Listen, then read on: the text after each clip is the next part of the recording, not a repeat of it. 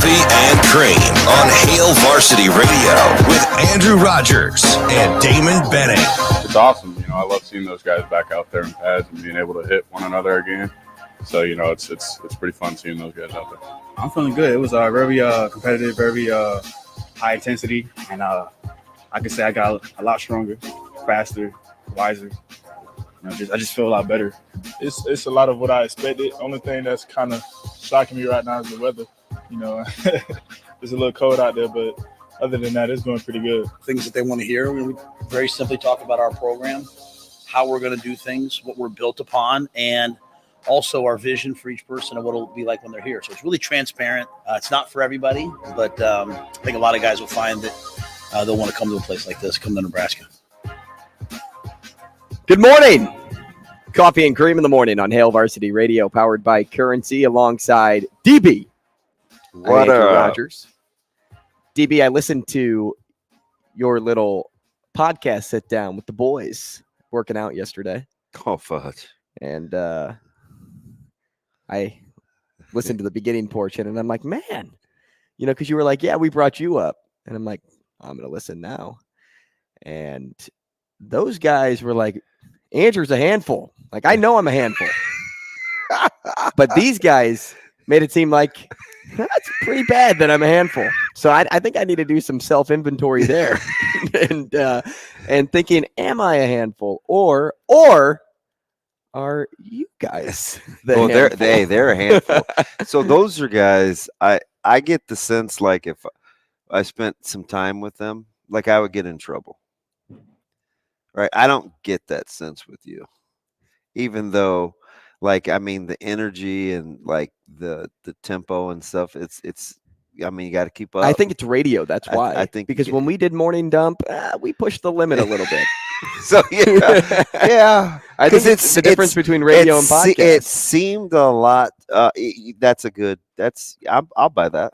I mean, morning dump, it got a little borderline, and I don't know what the difference is. I mean, I do stylistically, but we're still the two. Right. Still the no, same I think I feel more comfortable knowing that if you say something, it can get removed before it gets posted. Oh, yeah. Via a podcast. I got to get better at that because you know me. I don't give a what. I don't really give a what. I'm still.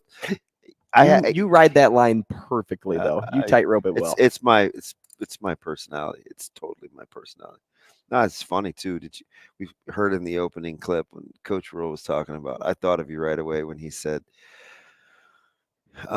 he goes, we're going to tell you what, it could be like, when you're here.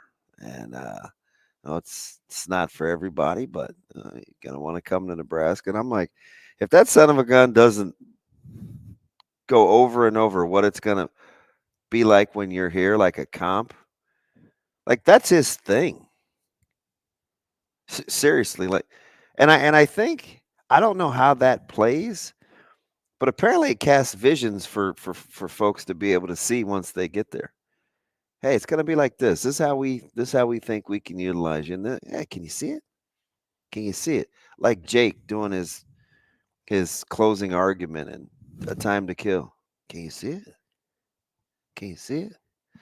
Now imagine you're a safety. You know what I mean? The not for everybody line really hit. He knows, and he knows that, right?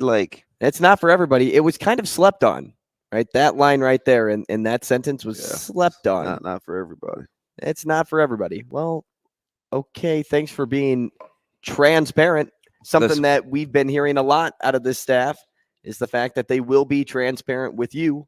Once a week, man. If I'm around football enough, whether I'm, we're training or coaching, or I'll say inevitably, hey man, it's a tough sport, played by tough people. It is not for everybody. Here, so it's really transparent, right? It's not for everybody, but I think a lot of guys. It's a tough sport to fight your way through, especially when you have how many players on the football field at one time right now? It's the amount of 80 practice, the amount of practices compared to the number of games. That's what makes it extremely difficult. You don't see the reward until you get closer for a while. Yeah. And then you got to wait a while and do it again. You're not doing it every 2 or 3 days, or you don't get to run it right back. So it's the work that you get versus the time that you get to actually spend playing.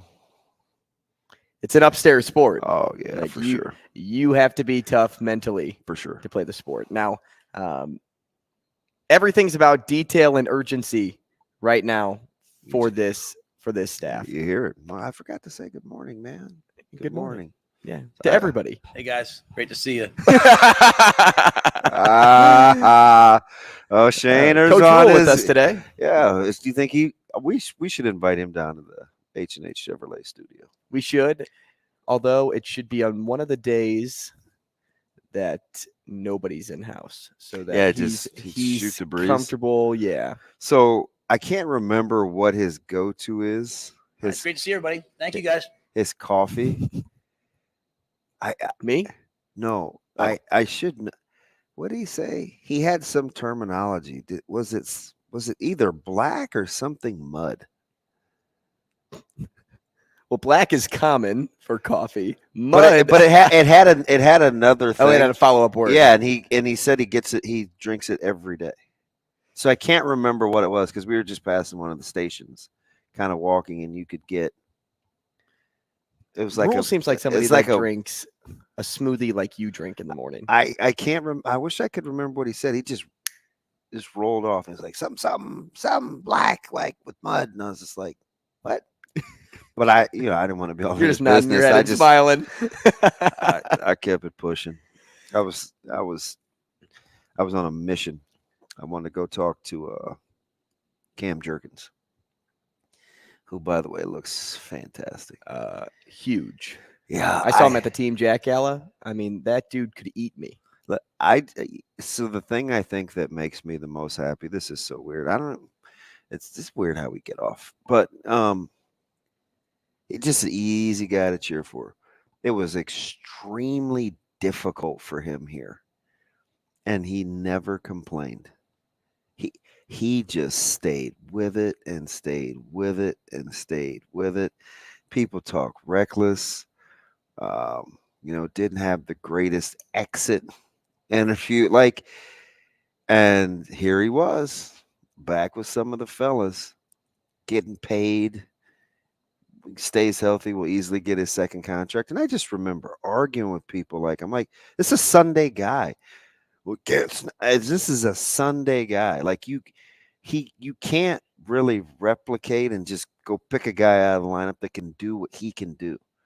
And he did it without saying a word. Just went to work, man. Like easy guy to cheer for. Something that I got from his one-on-one with Anna when we went to the Team Jack Gala was the fact that he gets to learn under Jason Kelsey, and he's not afraid to wait his turn. He's just he's got the best attitude to be a successful football player. He's a stud. Big fan. And before you said that, I don't think I ever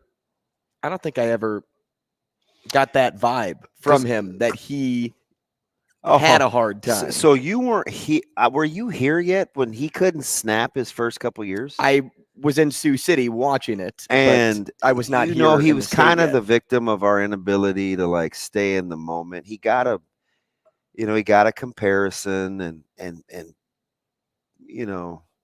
people couldn't really handle it.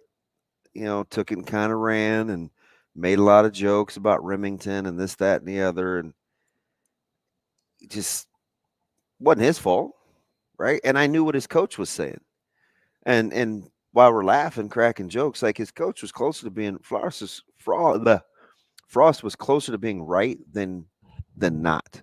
But we couldn't fast forward to prediction to draft without some of the games and without the journey, right? Because it's easy now, but there were some dark days, boy.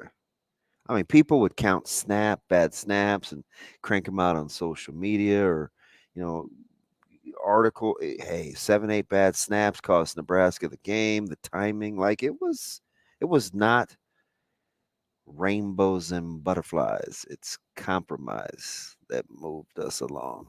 Yeah. But yeah. So anyway, Hey- I just it was my Cam Jurgens moment. Whenever you're cooking at home, Yeah. do you ever compare it to things going on in your life, or even Give me an example. things going on in your job? Por ejemplo. So, I made a crock pot meal last night. By the way, it did look just like TikTok. Not too shabby. It TikTok is looked my cookbook. No, I see people laugh at me. That's how I get my recipes. Listen, I made a mushroom sauce for some steaks the other day. Unbelievable. Straight out of TikTok. And it was, I'm telling Yeah, you. remember that aioli I made Yeah. with the fresh cilantro and everything else? TikTok. Yeah. All you need is that dirty bird, shorty. There's a couple guys that I really like. And one of my guys, all he ever says is what the seasoning is because it's his product line. That's why I like the Danos guy. And oh yeah. He says that. I couldn't all believe it the was only in time. Walmarts.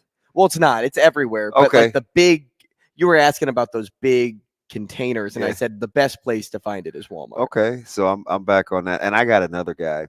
He is super. Hit it with the pop, pop, pop. Listen, all the way hood, like super hood. And like one of his first TikToks, he just stacked the seasonings. He's like, man, I know this seems like a lot of seasonings, but you just got to stay with me. And it looked like one of those games that kids play with sand, and they're all different colors, and you like, Yes. hey, now it's got its own. He found a company to do his season. That's fantastic. Unbelievable. I'll show you some of his TikToks. I can't say a lot of what he says, and I certainly can't say how he says it. But my man is fantastic on TikTok. So I don't know if that would be my life journey. I watched this one girl.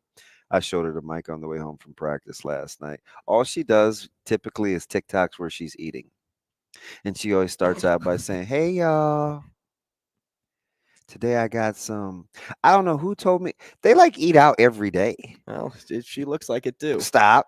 But she does like to cook, right? So, she's like, one day I was crying because have you ever heard the term put your foot in it? That means like you did a good job cooking. Like somebody said, oh, you really put your foot in this, right?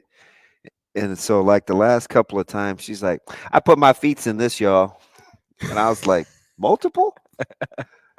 She did a shopping, what she got from Walmart. She's like, hey, little shopping at Walmart. This is what we got. It's pure entertainment. Bro, I was in tears. Absolute tears. It keeps me when I'm not watching 3 unanswered goals. Like apparently no lead is safe in hockey.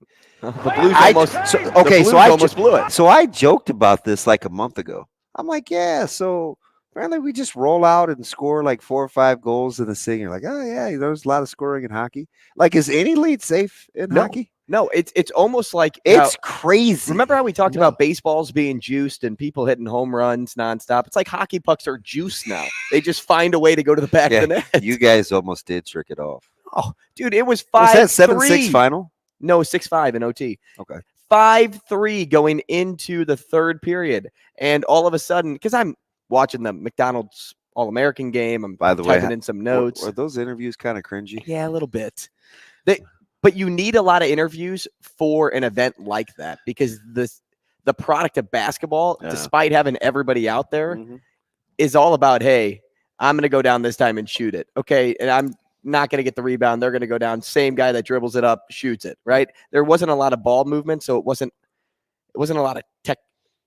You weren't looking at the methods. Wasn't watching a lot of basketball. Right. Yeah, you're just it was like a pickup game, but you got to see the best players, and it started to become a basketball game with 3 minutes left. That was the most exciting part to it. But yes, outside of it all, it's like, hey, what story can you get? And there were a lot there because a lot of these kids are the product of former NBA players or their legacy. It's a lot of those guys, right? With Bronny and Boozer.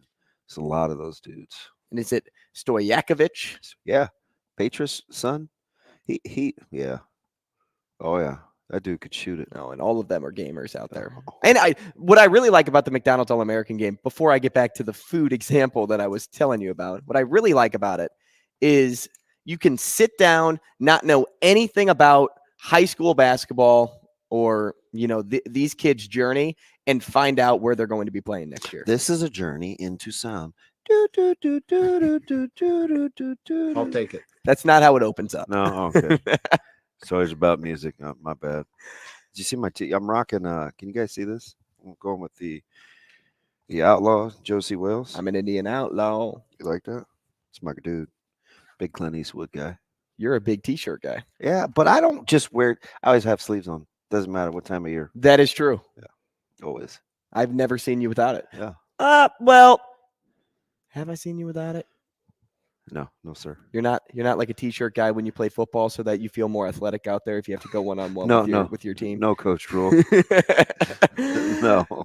No, so I was making this crock-pot meal last night, and it had me thinking about spring leading up to fall for football. Because when you make a crock-pot meal, okay, so you give it time to cook, right? And then you reap the benefits later for dinner. But you have to give it a lot of time when it's in a crock pot. So in this case, the cooking process is spring. So for starters, the meat. That's the players, okay? Bland, fresh, but in need of flavor, in need of a tune-up, in need of development. Oh, Lord. The seasoning is the coaches. Without spice, there is no flavor.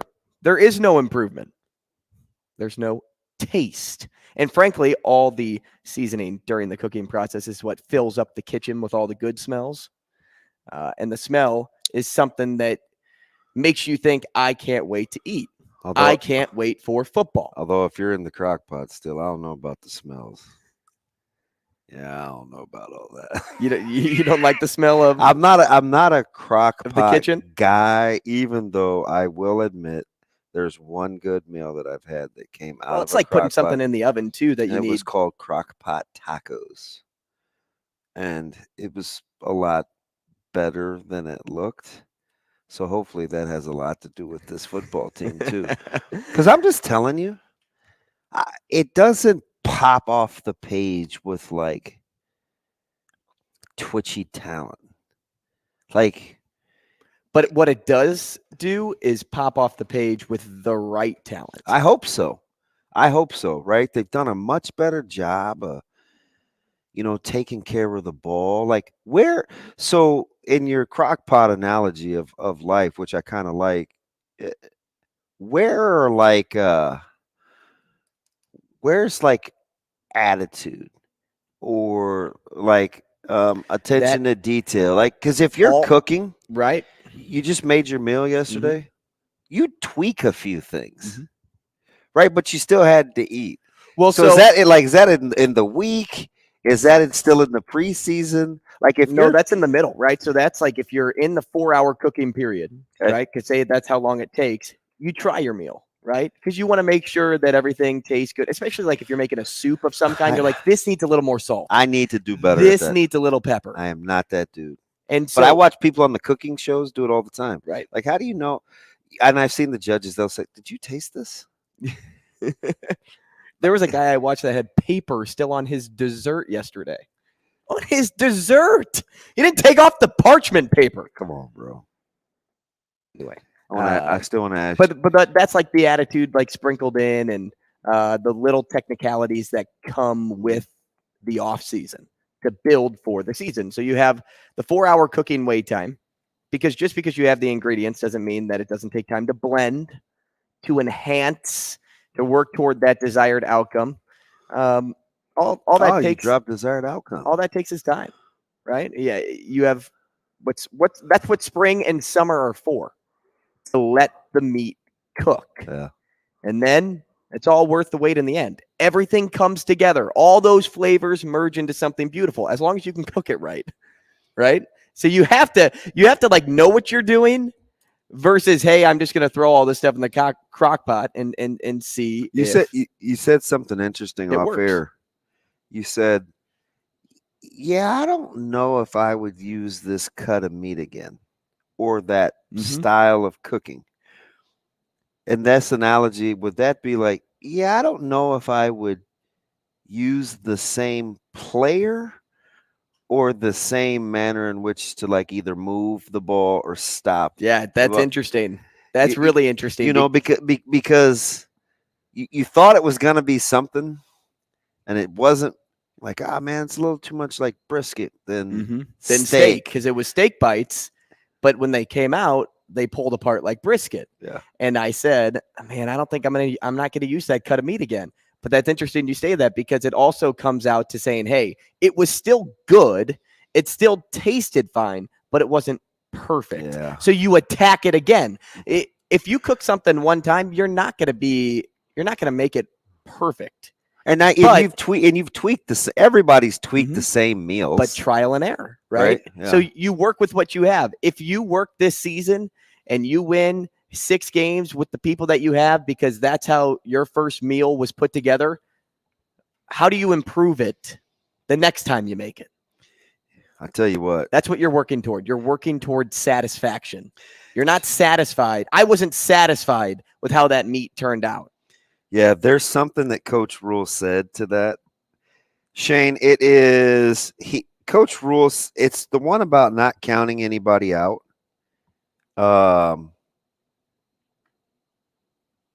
He said it's not Sims, it's Rule. The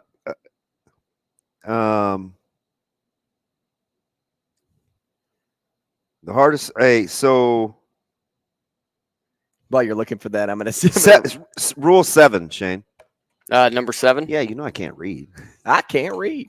Here, I hate that I don't have that correct answer. He's not throwing with us yet, so they talked last week about beginning a progression, but I'm not sure the exact date. So I will say Casey's doing a wonderful job of he's kind of become like a coach. Like he he's in there every night working. He knows the progressions as well as anybody, the depths. I mean, he's really a smart guy who's putting a lot of time in. So that reminds me of, you ever have ingredients that you'll get from a recipe that everybody's using, but you kind of you're hesitant? You don't like? Mm-hmm. Golly, man, I don't like onions and celery. I know they use onions and celery. So a lot of people don't like heat either. So it's good, but there's always this thing in the back of your mind, like, what if I added this? I'm kind of getting the sense that that's how this staff is starting to feel about Casey. Because let's go back a month and a half ago when we were talking about spring ball, and I was trying to describe Casey's temperament. And I've only heard one media guy so far out of everybody that's giving their opinions that is hanging in there with Casey Thompson. I am still 50-50. I'm not, and I probably have seen more than most, right? I'm still not like married to the expectations of the outcomes at the quarterback spot. Casey Thompson is the type of guy that makes you uncomfortable that he's not in the game. I'm telling you, he's that ingredient where you're like, why does everybody keep wanting me to add onions? Like, are onions that big of a deal? I don't even like onions, right? I want to explain when we set the lineup how Casey Thompson could be like adding onions. And I'm going to further that point too. Justin, good morning. Thanks for joining us on YouTube TV. We'll be back. Rogers and Benning will be back in 5 minutes.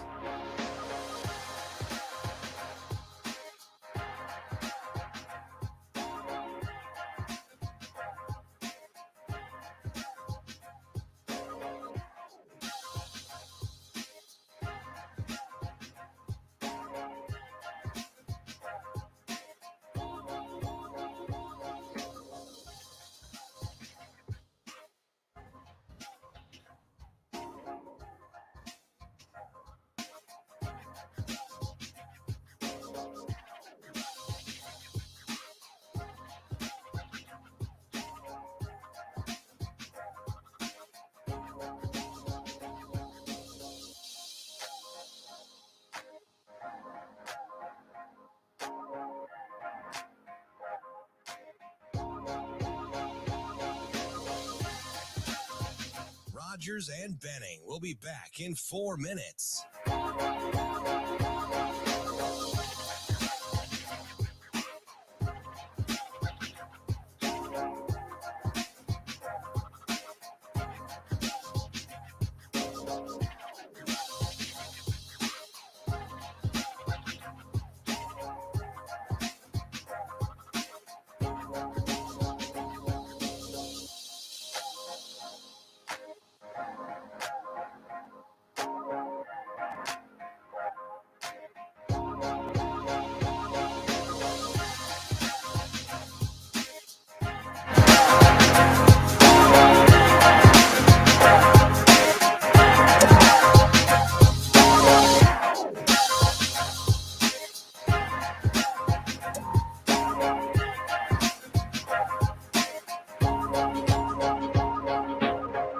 Rogers and Benning will be back in 3 minutes.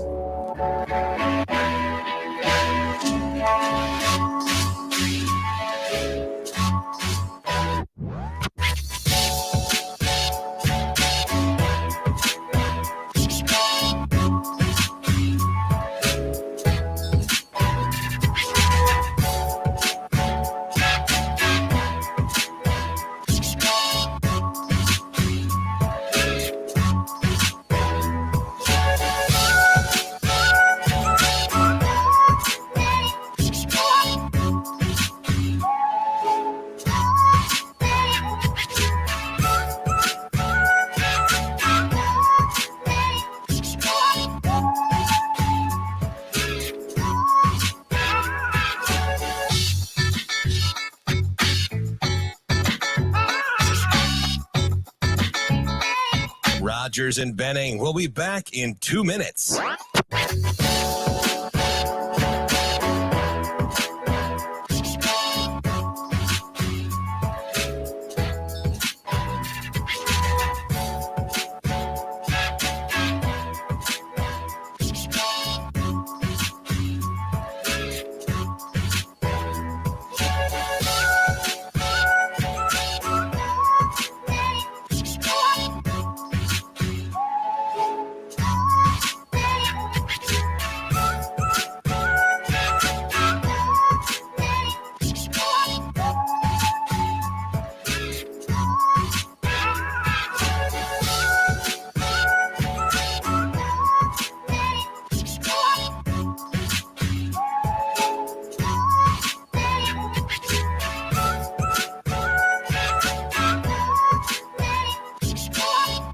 Rogers and Benning will be back in 1 minute.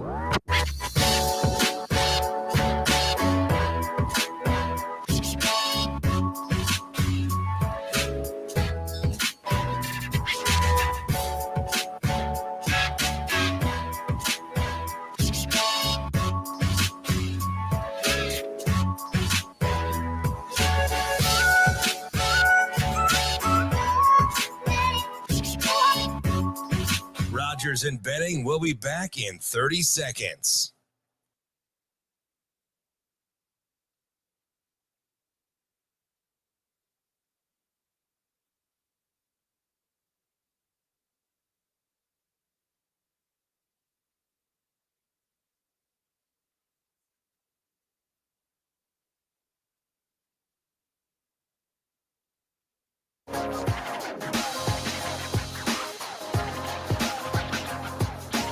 Coffee and Cream with Rogers and Benning on Hail Varsity Radio. Casey's definitely a very helpful guy. I mean, for a guy that's hurt right now and can't really do much, he's here every night, you know, watching film, helping out Jack, and just he's just a helpful guy. You could tell he has that experience and he's been a leader for a while because he's definitely a natural born leader. His biggest goal is to see everybody at their best, and you can definitely tell by the way he brings himself every day. That's Jeff Sims talking about his Husker teammate, Casey Thompson. And going into the break, DB was talking about how he's somebody that, you know, we talked about this last year. When Casey wasn't in the game, it was, this isn't going to be good. Nebraska's best chance to win is when Casey Thompson is under center. And I think I would guess 95% of the coaches kind of have that guy where it's like, I remember like Grant Martin, not Grant. It would actually be his brother. And let's go with Grant because he was playing offense. This is back when I was at North, but he was a good outside linebacker too. And I'm like, gosh, I got 2 starters. I got Wells. I got some guys. Where's my steady? Right? Like, hey, where's Martin? Hey, get me Martin. Like I'd say stay close. Right? I had 2 really good outsides this year with Anglem and Christian Jones. But I needed Trevor Spady close. Like, they're just some guys that the way that they play, they make you feel like you need to do something to get them in the game. And maybe it's Harburg, maybe it's Thompson, but Thompson is the guy because of his proven track record and the way that he kind of carries himself. You feel like you just have to do more with. Mm-hmm. And I'm telling you, he can receive the instruction that I think that Coach Satterfield is going to give. Is that because too that his personality is more coach-like? He's like, cool. He's he's just a cool. When you he's think been like through your it all. boss, He's like been through it that, all. your boss wants you, right? So we've been saying this for a while. How quickly will it take the players to sound like their coaches? Did you listen to those interviews yesterday? I didn't even know. Like in Benning Bites, I'm just talking, right? I'm like, hey, players will take the podium. Let's see how quickly. And I say it almost every year, right, with new staffs, because you want your players to sound like you, right? And it's almost like he spit them out yesterday. And yeah, I mean, you're handpicking the guys you're making available to the media, but it's based on something, Mm-hmm. right? It's not just like, let's go with Turner. You. And it's just, I think, I'm a big common language guy. I'll say it over and over and over again because what people don't want to do is pay the price to get on the same page of common language. They're quick to want to fast forward to the shared purpose. It does not work like that. If I want to have command of long division, I don't just say, hey, man, however you get there, let's get there, right? And it's even different than the steps. You can't call this step one thing. Little Timmy Turtle can't call it the other. Little Sally Sue can't call it the other. Like, once you get common language, it builds in accountability. It just naturally does. And so many times people don't want to humble themselves or at least take the time to cast. Listen, you want a real life example? Was it TTBT? Mm-hmm. Did you see it? We need common language. We have the shared purpose, but there is no common language. There is no this is how it is. This is how we're going to get there. These are the terms that go with it. We know what the end game is, but we got to go back how to get there. Once you do that with language, it's built-in accountability. Hey man, is that TTB? Is that TTBT? Is that, you know what I mean? Like we say it all the time at school. Hey man, is that brotherhood? Well, you better know what brotherhood is. You better know the language that goes. Otherwise, I'm speaking a different language. So I think with these guys, and you heard it with Ramir. Quietly, Shane, go. It is Johnson. It's Johnson where he's talking about. I don't know why I don't keep this open because it's annoying how he sent it to me. But, and I only say that, Shane, because I don't love having to keep my text open. Right. But it's Ramir talking about last year. Like, what do they can't dwell in the past? 3. Yeah, play Ramir 3. I mean, life is life. Adversity is going to hit. You just got to learn how to overcome it and just go from there. So, I can't dwell in the past. Got to look forward. So that's all I'm thinking. So, how long does it take till they sound like their coach? Do you hear Coach Rule make any references to the past staff? Do you hear Coach Rule make reference to how guys used to do things? Unless asked, but he spins it to the future. Constantly. It's not where we've been, it's where we're going. Mm-hmm. All that is a frame of reference. We're not gonna be held captive by it. And some of those questions that came rapid fire for Ramir, I can't tell. Yeah, life is crazy like that. You never know what's going to happen. He easily could have slipped up. Could have torched the place. Easily. He kept his composure. He stayed right there. Even with all the scuttlebutt, let's just fast forward to this year. Even with all the scuttlebutt with your boy, right? GE2, right? Gabe Irvin Jr. And everybody else. There's old Steady. He looks 35 to begin with, right? So that's some of it. He's got an old soul. Look at his 24/7 profile. He came from a fantastic program, which is why I loved this film. I said this from day one about Ramir. I said, he's a professional. He knows how to go to work. My man was going an hour to and from school, right, to get to the prep academy. His program is a winning program. He's never been the guy. He's had to be a part of something good. Ramir's not going to need a babysitter. That's why, and I love this film, right? And you hear it when he talks, kind of how I was like loving on Cam Jurgens. Like Ramir's the same way. This dude's not going scorched earth. He doesn't need a pound of flesh. You can't go back and get that. So keep moving forward. It's so twofold, man, with like life. When you make a mistake or you have this slip up or you not getting accomplished what you want to accomplish, there's always this weird stretch where you blame yourself. Like right off the bat, you start pointing fingers.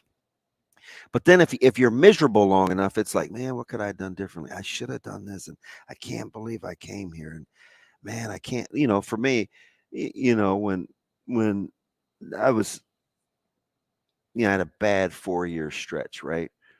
It would be easy for me to blame what was going on in my home, right? And at the end of the day, I know that I'm ultimately responsible for my own decisions. But the coming out phase of that tailspin, it's taken years just to forgive myself. Right. And so nobody's usually as hard, or I'm not as, I barely left the house, right? Like you're embarrassed and your feelings are hurt and you got to start over. And you're like, how am I going to explain this to my kids? And it's like the minute that you come to the reality of what you're like forgiving yourself, then you can progress. So for Ramir, it's not about should have gone to another. It's not, well, if I would have listened to this coach, or when they asked me to move positions, or do you know how long he thought about, and he kind of referenced it when they talked him into learning a new position, and then he never got to go back to the old one. Do you know how hard that was on him? Like, what if he just would have said no? And every player has the right to say no. Right? Like, but if you say no, then what happens to you? That could have eaten him. They sold him a bill of goods for 4 months in the offseason. Summer looked good, 7-on-7 looked good, and then the season rolled around, and it's like, and you have one head coach saying, hey, we got to do this for him. And then another coach, nah, my guy. Wait, that's your head. No, we got to find a way to get Ramir on the. Do you remember the Northwestern presser? Like it was anarchy. It was. Well, there was a reason for it as well. Good on Ramir. When we come back, we will continue conversation looking back at practice. That's next. Rogers and Benning will be back in 4 minutes.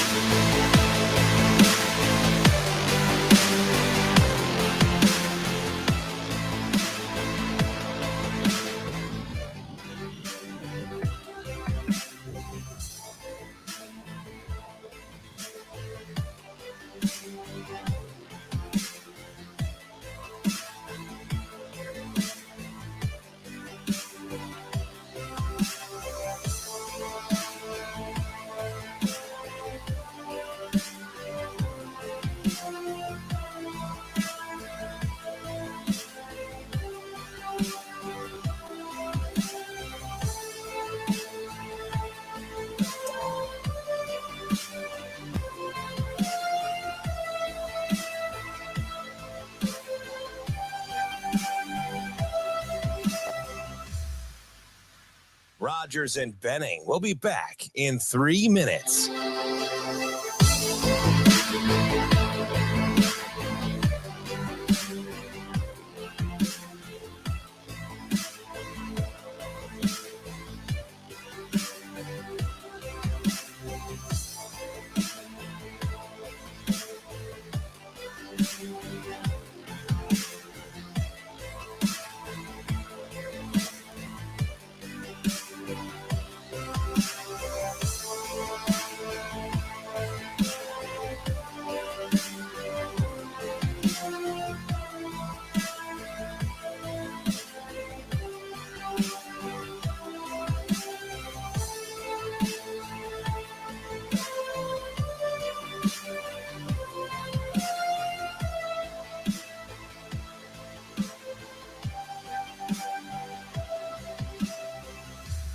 Rogers and Benning will be back in 2 minutes.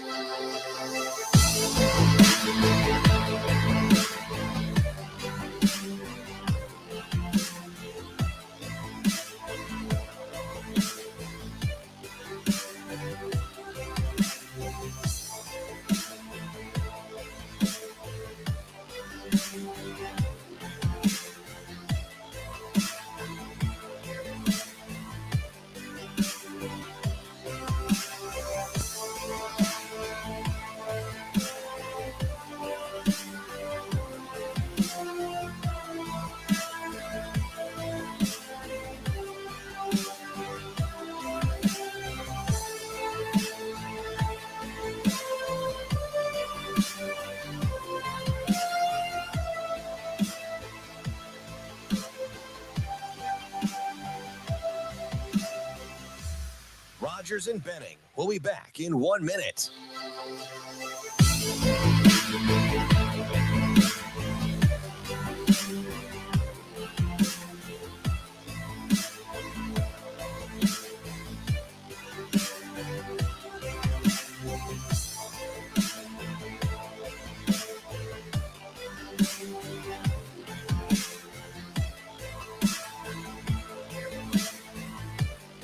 Rogers and Benning will be back in 30 seconds.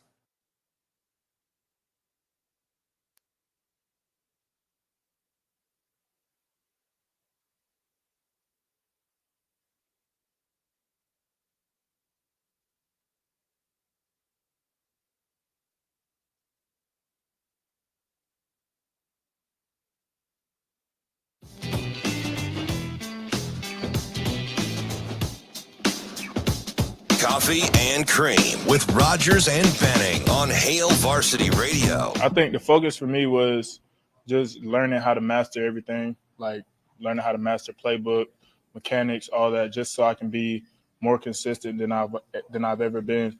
And that's been one of my biggest goals coming into this offseason and going into this spring and going into next season, just building that consistency each day.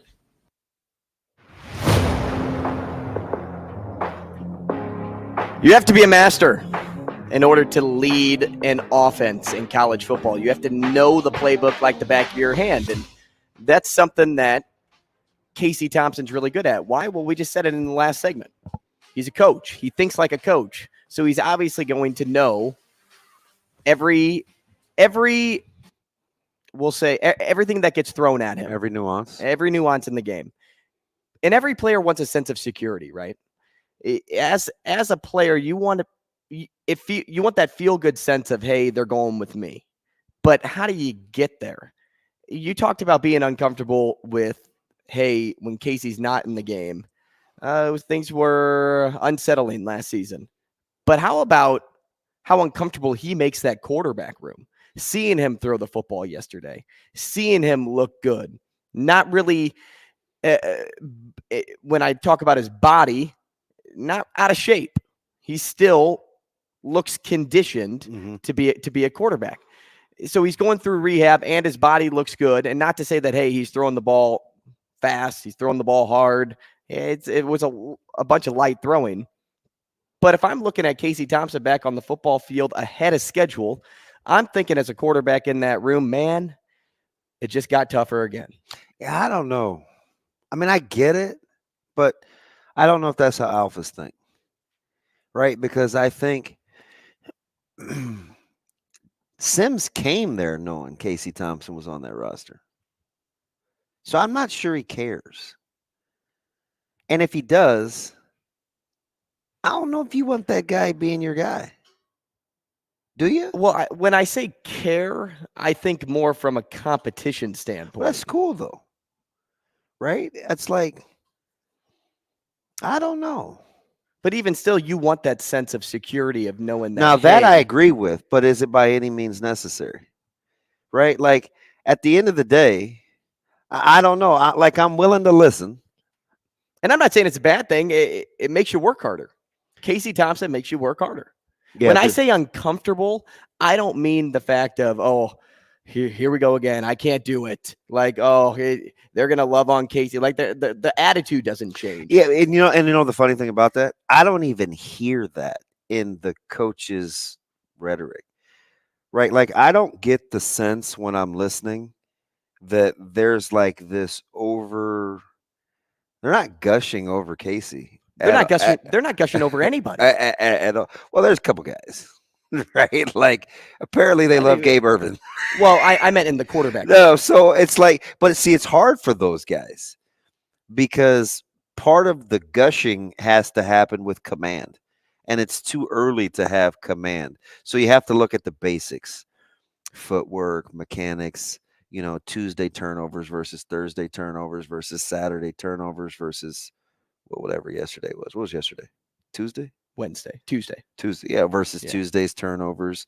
So it's like, but I wonder though, because you may be that may be the realist point of view, and I may be being more myopic.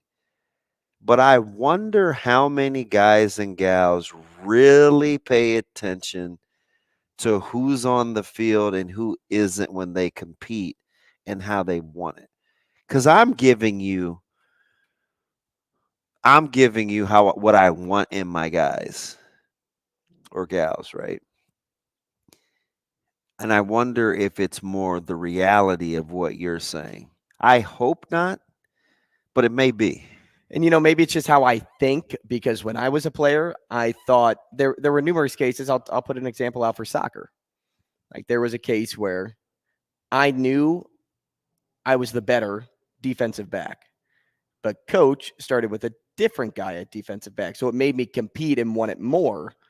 But at the same time, it didn't change my mind. It didn't change the fact that, hey, I know I'm better than this guy.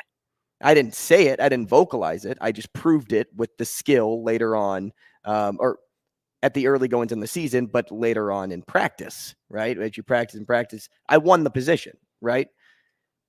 I think it's more something of that nature when it comes to players. Majority doesn't have to be all. Like, I get your alpha approach, because when you think you're the best and then you compete to be the best, you're the best, right?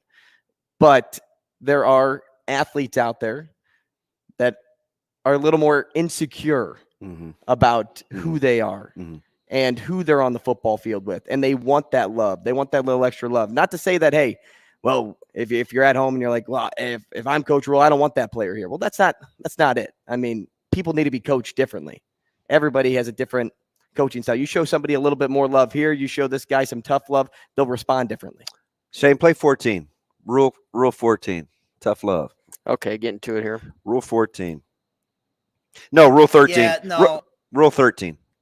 Yeah. There's never a bad standing with me, right? Like if you haven't done something or there's something that causes me to say, hey, you can't practice, it's real simple for me. Like if you have a pulled hamstring, you can't practice. Doesn't mean I don't love you. It just means you can't practice. If something's happened like academically or socially or anything like that, and I say, hey, right now you can't practice, doesn't mean I don't love you, right? And I think that's one of the big things, like that we want the guys to understand. Like we're gonna correct actions, but we always gonna love the guys. I love Anthony. It's an adjustment, man. He was here, he was somewhere else, and then he was here. I think he was somewhere else. Then he was somewhere else. Then he was here. It's a lot of different changes, and so he's getting used to us. But he's a wonderful, wonderful person. So we're, he's obviously a little bit behind, and I'm not gonna not give those other guys the reps because I don't know what the rest of the Big Ten running back rooms look like, but we got a pretty good running back room now. I mean, Gabe Irvin's doing some really, really, really, really powerful, good things, and AJ Allen's hitting some big, big runs, and so we have a good running back room. We talked about Ramir, we talked about Anthony. Trevin Lubin does a great job for us. So I'm forgetting one person. Emmett. Emmett's you can see the point guard in Emmett, right? Like he's a ball carrier. So I think actually a couple of you guys I was staying on the sideline with, I talked about how much I liked Emmett. So we got a good room. It's about understanding the personality. Right. And so there's a couple of things in there that when you said what you were saying, it made me think, like the tough love thing, right? Because I told you, I'm like, man, this is somebody that I could see, somebody that I care about. Like if I cared about somebody and I want them to be under a good situation, I'd say, hey, go spend time with him or her. Rule's that guy. Like if I care about you, I'd say, man, go see Coach Rule, right? Like I would do that. Like I'm to that point, fortunately or unfortunately, right? That's how you would parent, though. You discipline out of love. If you didn't care about that person, you wouldn't discipline them. You just turn them over to themselves. Hey man, go do your thing. When I'm telling you that, that's not coming from a place of love. Like I'm coming to you like this because I do care, and I think sometimes depending on where you've come from, that philosophy is hard to receive because it comes across as you're always on me. You're always on me.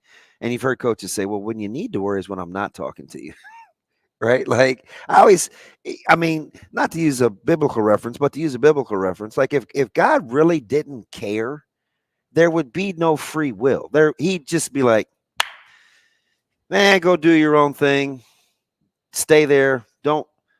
I'm not going to give you the choice to invest in me. Like he'd just turn you over to yourself, right? Because we're going to fail. And I just think when he's looking at this running back room and he's looking at this football team, the environment that he wants those guys to be able to function in is, I want you to know that we are for you. And in return, we're going to ask you to do some things that you may be uncomfortable doing, but you have to trust us. We're going to earn it by doing this, and this with model behavior. Are you in or are you out? And then it's up to the players. But it starts with the consistency of the leadership team. That's really how he picked his staff. And if they can't exude that, you're not going to stick around. You're not, because the players are going to be more apt to get a second or third chance than the coaching staff will. And I mean that. Well, and his philosophies are quick to make a difference. Notice how we'll say 98% of people never complained, but embraced Coach Rule and his philosophies. Why? Because they've seen it work. They've seen what he's been able to do. I feel like you're out here hooping. Let me see your good works. You in the pulpit? Look, accountability, dependability, availability, measurability. He loves the abilities. He used two of those terms yesterday in accountability and dependability. Yeah. But I added in he said availability before too, but I've added in measurability there. I mean, all those things embody Coach Rule and embody what he expects out of his team. Shane, quickly play Sims 12. I can't. All right, goodbye. All right. You can't physically? No, we'll go to break. We got BC. Brian Christopherson coming your way next. Also, we are talking to Andy Kendeigh, AK at 8:30. Play 2 for you at 8:45, and then we'll talk to Ryan Fagan, senior MLB writer for Sporting News. Opening days tomorrow. Did you know that? Or did that slip your mind? Lots going on. Lots still to get to on the show. We appreciate having you here. 590 ESPN Omaha, live on Twitter, live on YouTube, and KFOR starting at 9. We'll be back with BC. Rogers and Benning will be back in 4 minutes.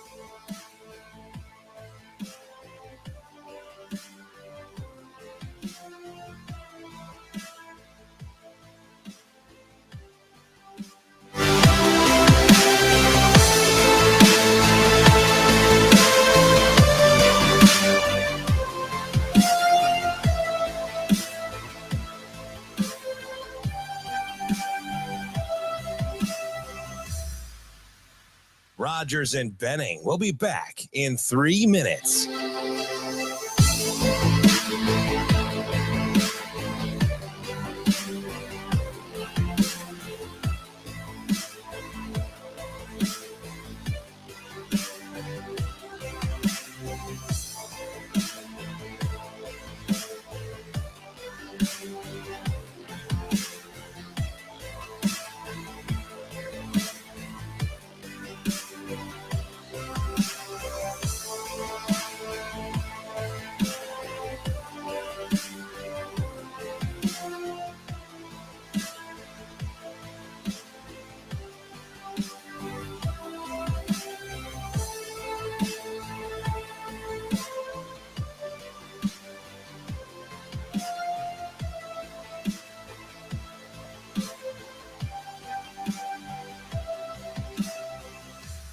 Rogers and Benning will be back in 2 minutes.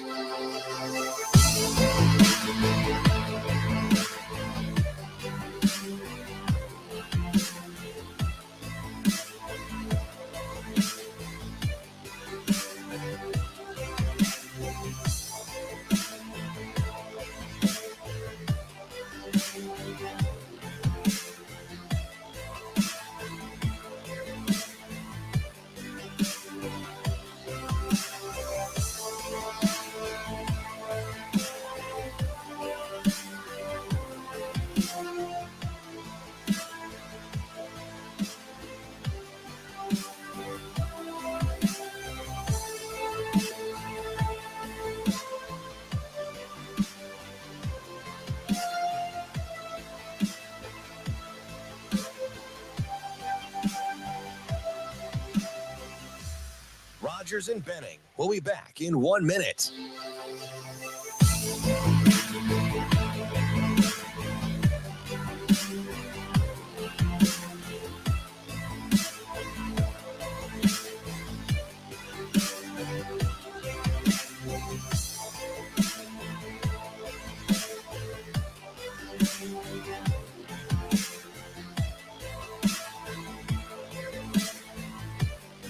Rogers and Benning will be back in 30 seconds.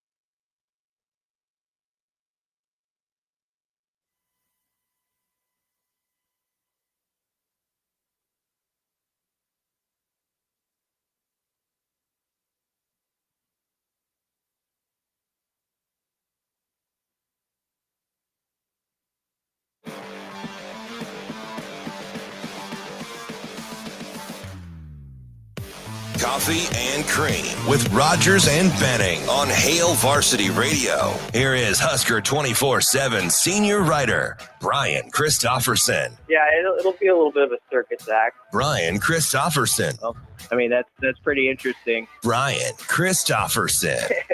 I kind of enjoy that. Here is Brian Christopherson. I mean, they just want to see if the team can handle being in tough situations. And I think for us, that the biggest thing is overcoming challenges.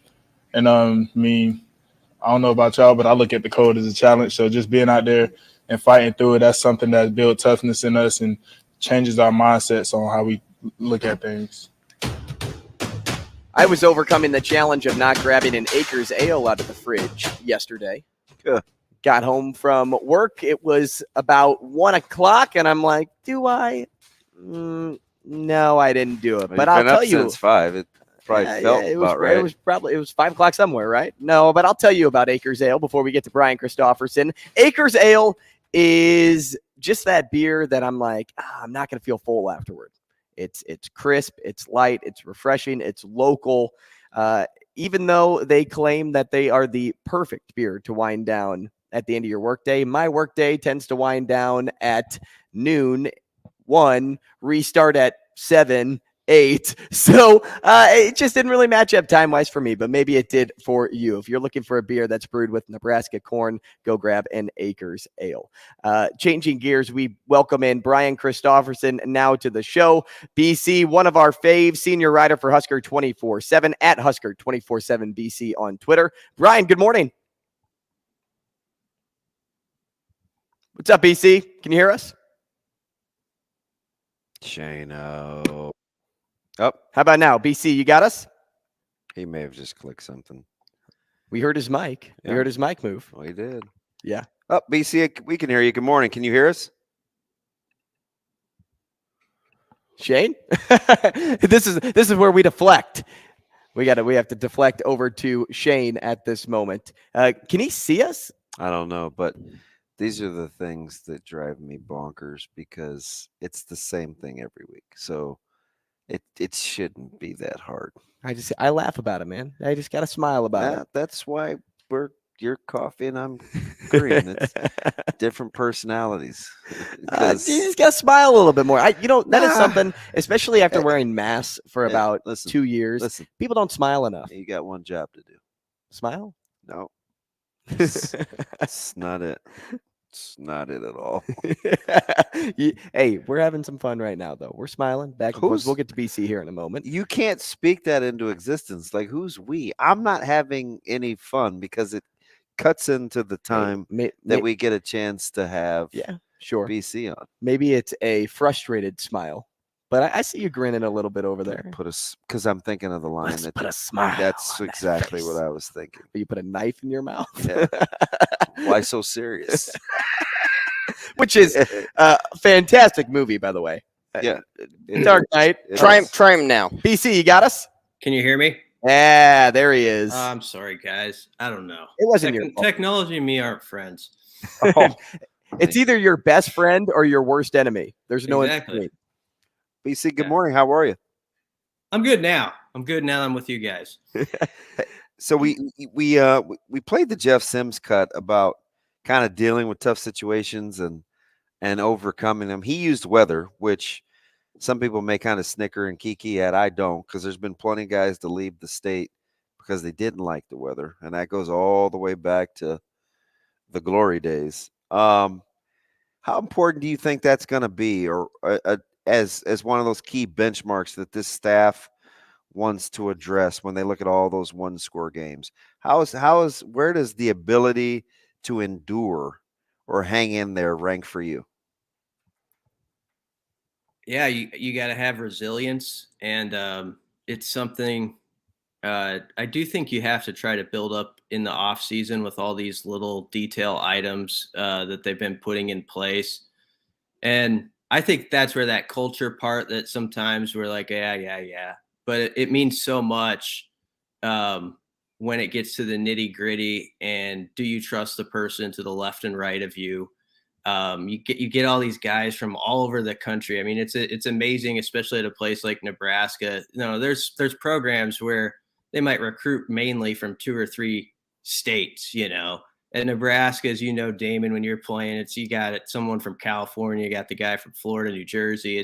Everybody has to come together and sort of understand each other and the different, challenges that each guy faces in adjusting to his new situation, and that's like Jeff Sims. That's a good example with the weather. It's like if you're a guy who's from South Dakota, you don't think twice about, some of the stuff we went through in January but if you're Jeff Sims or some of these guys who have been in other parts of the country, it is a shot to the system really to get used to. But I kind of wandered away from your question probably. But yeah, I think that is so key to, you have these little challenges that you got to overcome step by step each month. And they're doing it right now in the spring. And I think that's why you heard Rule the other day say, I want guys to relax out there a little bit and understand you are going to make mistakes, and you're going to make a lot of mistakes, actually. You have to be able to just accept that and not dwell in that world, but just work on correcting them and know that it's not all fixed like on a Tuesday in March. It's a process. And I think you got to keep preaching that to guys, because you could understand if you're a player over there right now, you're thinking, I got to impress this coach. I got to make my mark and all this stuff. And you could actually be pressing a little bit this time of year. Whereas I think they're trying to get those guys to be even keel and say, we know that there's going to be ups and downs with this. And hopefully you're understanding that too. Hey, so BC, could I make a correlation between, let's say, dealing with weather for one guy versus if I'm playing defense and I've just given up 3 consecutive first downs, right? Because what's happened is Nebraska hasn't had a cut stopper, right? So you need a guy or a mentality that says, okay, this is not comfortable for me. I overcame this. These 3 first downs consecutive doesn't mean that we have to allow them to score. Like, could we make some sort of correlation in terms of getting over the little things and, like, let's say a spring, and implant an example like a sudden change, defensive stop, returning them, or something like that? Do those chemicals process the same, do you think, in the brain?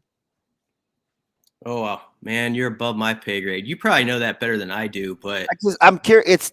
I'm curious because I think you could make the case. Well, like, I'm just going to say to myself, I'm just going to hang in there. Just hang in there. Mm-hmm. Right? Is that like the basic response? Would you agree, first off, Damon?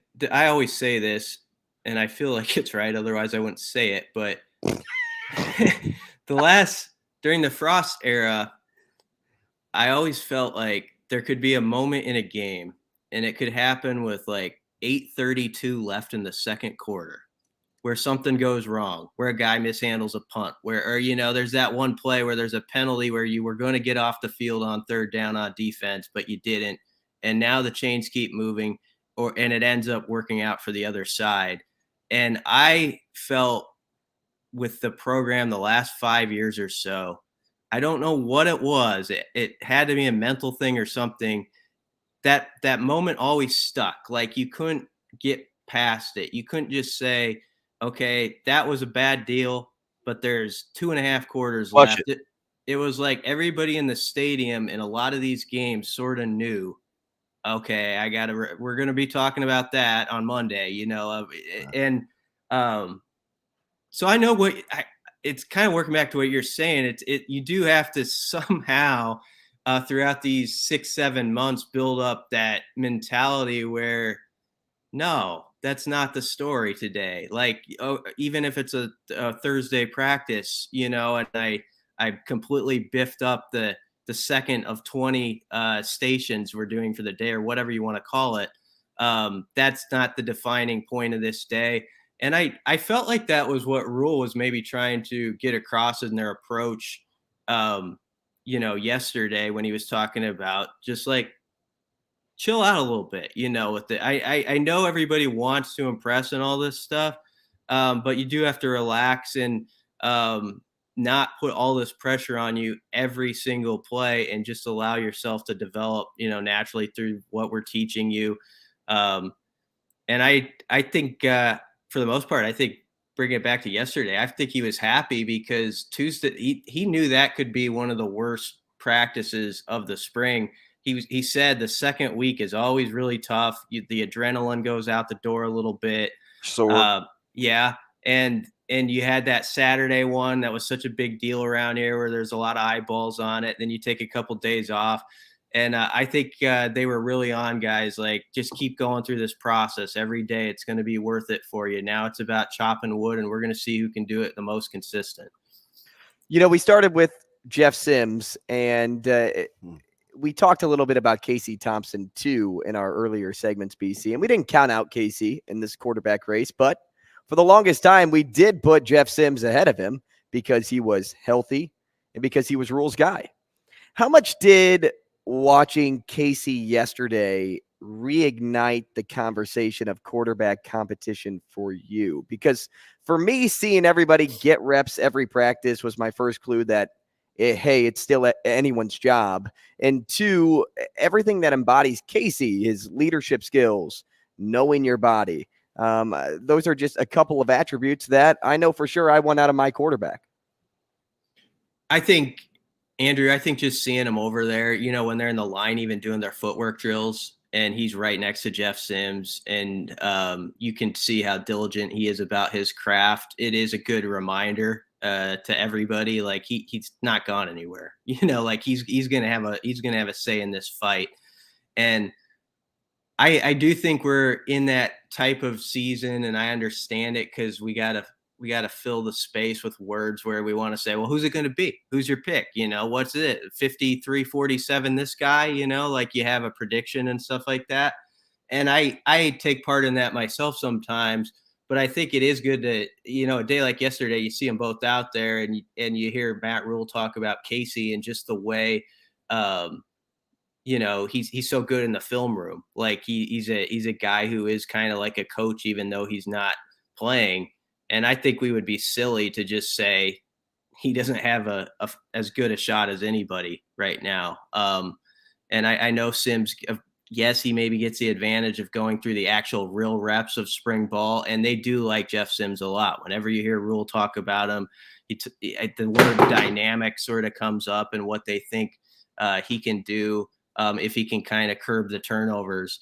But yeah, Casey, he's been through it too, man. I mean, at Texas, he thought he was the guy, and then there's a change, and he gets demoted there. Probably, I don't know if he even should have. He comes, he's waited his turn, and whenever he's had his turn, he's usually performed pretty well. And I thought he performed pretty well last year, actually, given the circumstances around him. So I think your question's a good one, just to keep putting in the public conversation, like, hey, this is a QB battle I think we're going to have. And let's not act like we know for sure which way it's going to go right now. How interesting was it? I'm just listening to you guys. And I look at the guys that spoke yesterday, obviously Coach Rule. Jeff Sims is the new guy that I think people gravitate towards, right? Natural leader. Then there's Ramir and Turner, right? Turner off maligned, came out highly touted. People want more, gets a fresh start. He's got his O-line coach back. But he's a spokesman yesterday. Ramir. People wondered what happened last year. Nobody really gave any great answers last year. And even Ramir handled it like a pro yesterday without revisiting yesteryear and keeping the rearview mirror focused on oncoming traffic. Is that not a microcosm of what you think has to happen this year for Nebraska to achieve their goals? A little old, a little new, a little redemption story. Like, it just seems like yesterday was kind of, man, there's nothing more Nebraska than what we're seeing with these guys and what they were saying yesterday. Yeah, that's good when you think about it that way, Damon. The three guys that were up there, you got the new flavor. Yeah. and Sims, and then you got Ramir. And Ramir, I love him. I like Ramir. I've always I been a me Ramir guy. me too. He's an understated guy who has been doubted quite a few times here. People forget. I mean, in 21, before he burst on the scene, we were not talking about him on shows like this at this time in 21. He was like the 5th running back, remember? Yeah. And he was the 5th running back in like August. And by that Oklahoma game that year, it's like, okay, this dude can play a little bit, and he's tough. Like, I remember the thing thinking about Ramir was in his first time he was really getting the football at Norman, Oklahoma, was he's running between the tackles with a little vinegar. I like this guy a little bit. And then you'd see him out of the backfield catching passes.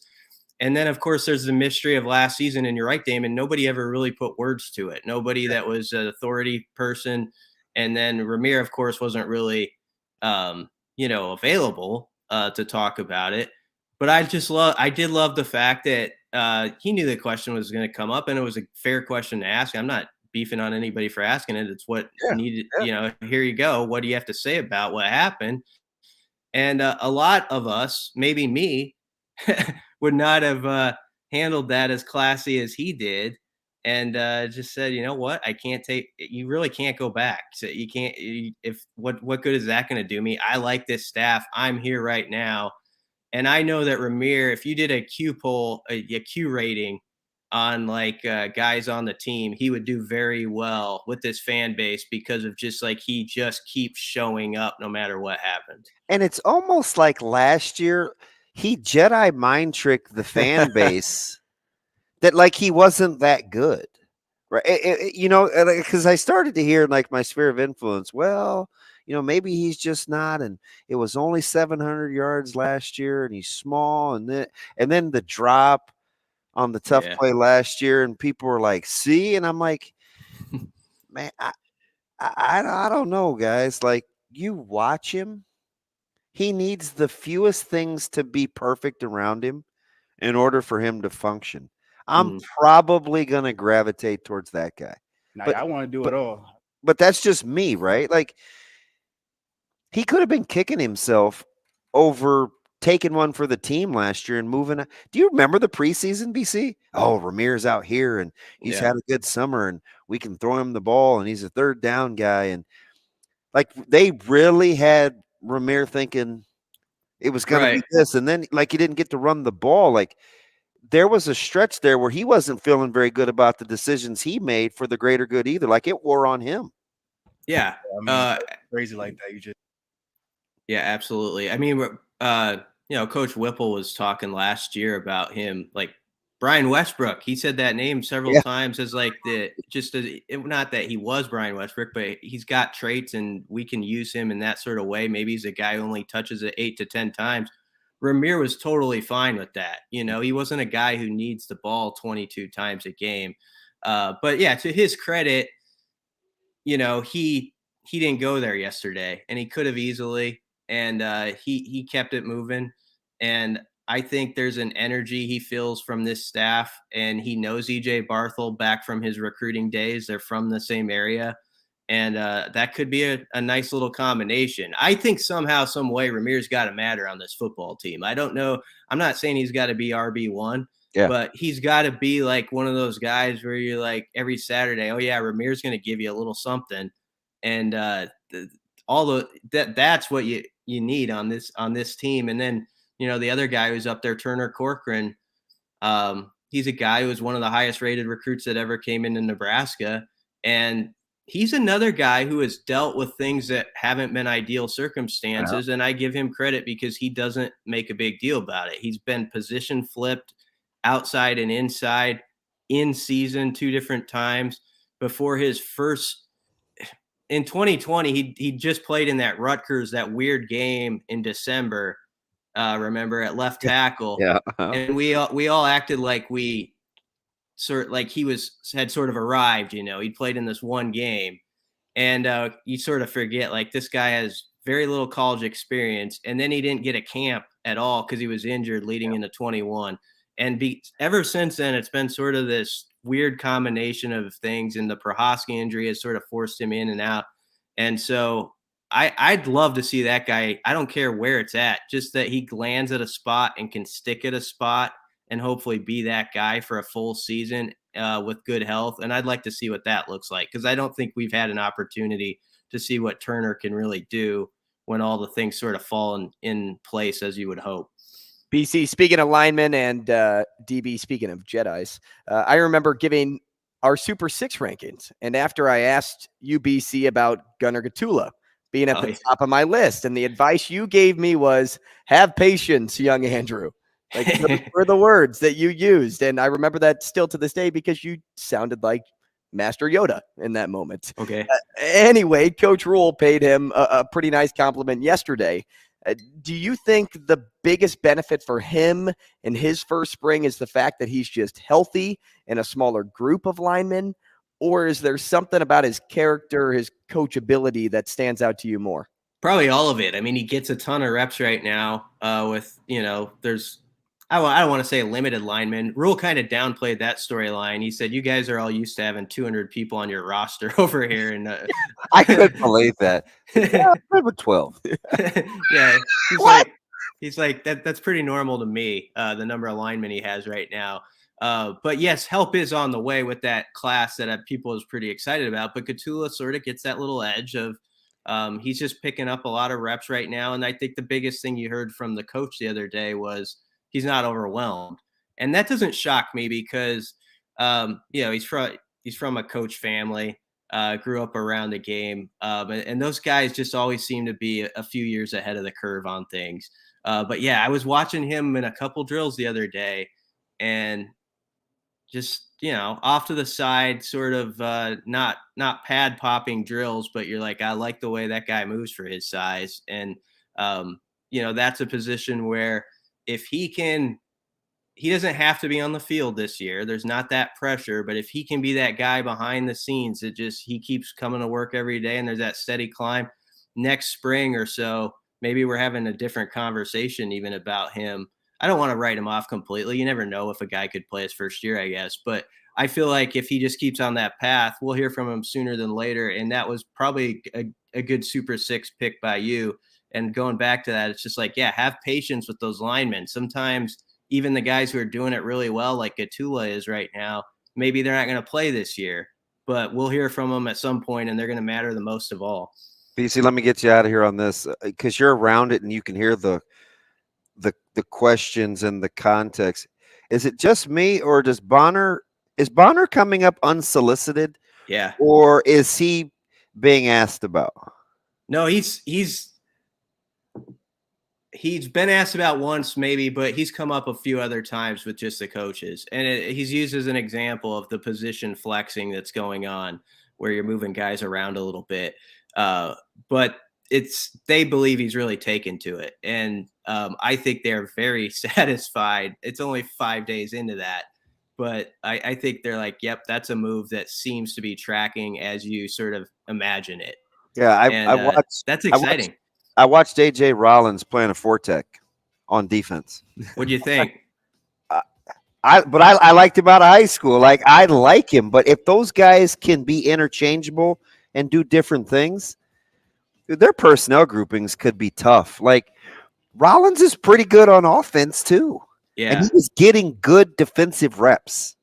You liked him as a defender more coming out of high school? Or? No. I liked him as a tight end. Okay. Yeah, that good on them, because I didn't see him as an interior lineman either. Thanks, BC. We'll talk to you next week. All right. Thanks, guys. Thanks, B. AK up next.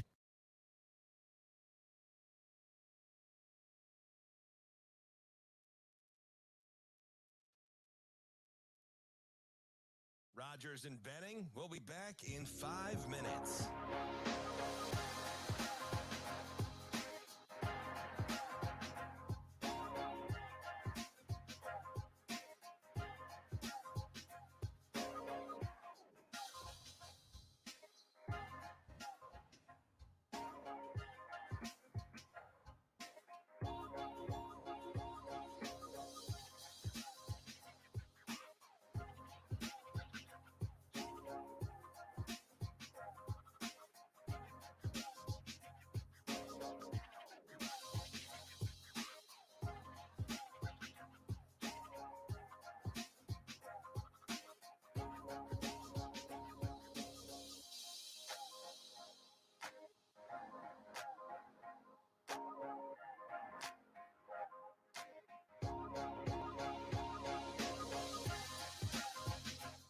Rogers and Benning will be back in 4 minutes.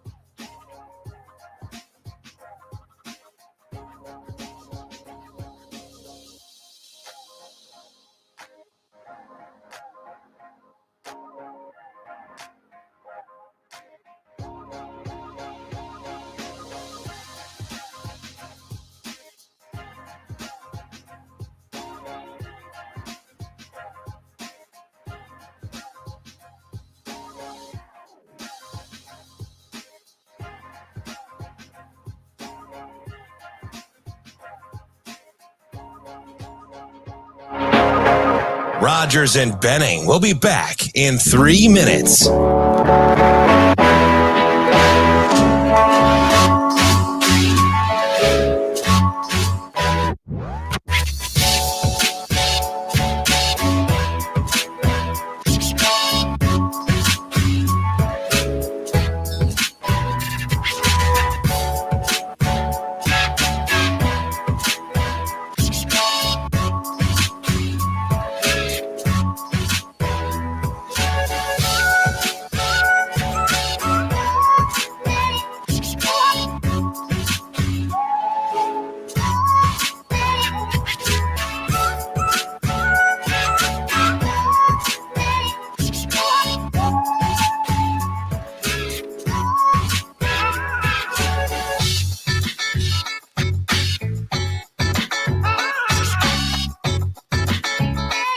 Rogers and Benning will be back in 2 minutes.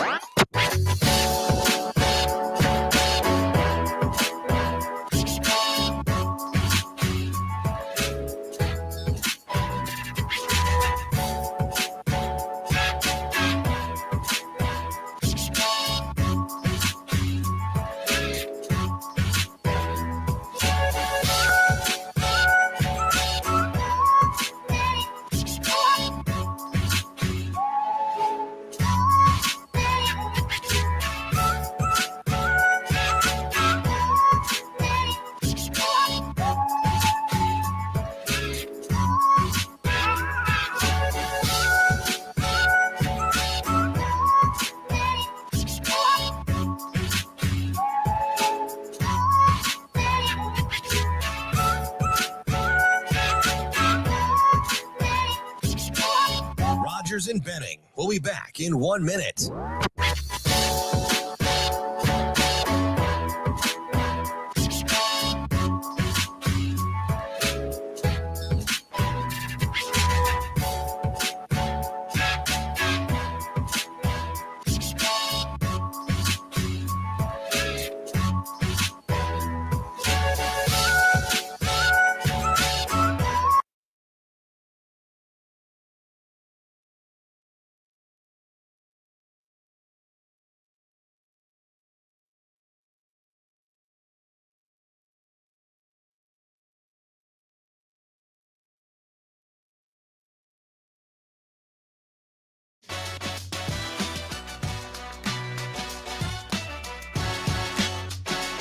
Coffee and Cream with Rogers and Benning on Hail Varsity Radio.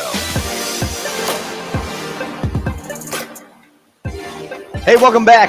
888-638-4876. If you'd like to get involved at any point, Coffee and Cream in the morning on Hail Varsity Radio, powered by Currency. We are live from the H&H Chevrolet stage at Hail Varsity Club. 2 for you coming up in a few moments. We have a Ryan Fagan on at 9 o'clock, but before we do any of that, we're talking to Andy Kendeigh, sports director at KETV. Andy, good morning. Hey, what is this, Wednesday? Happy Wednesday. Yeah, March Hump Day. 29th. It is Hump Day, and I appreciate your energy today.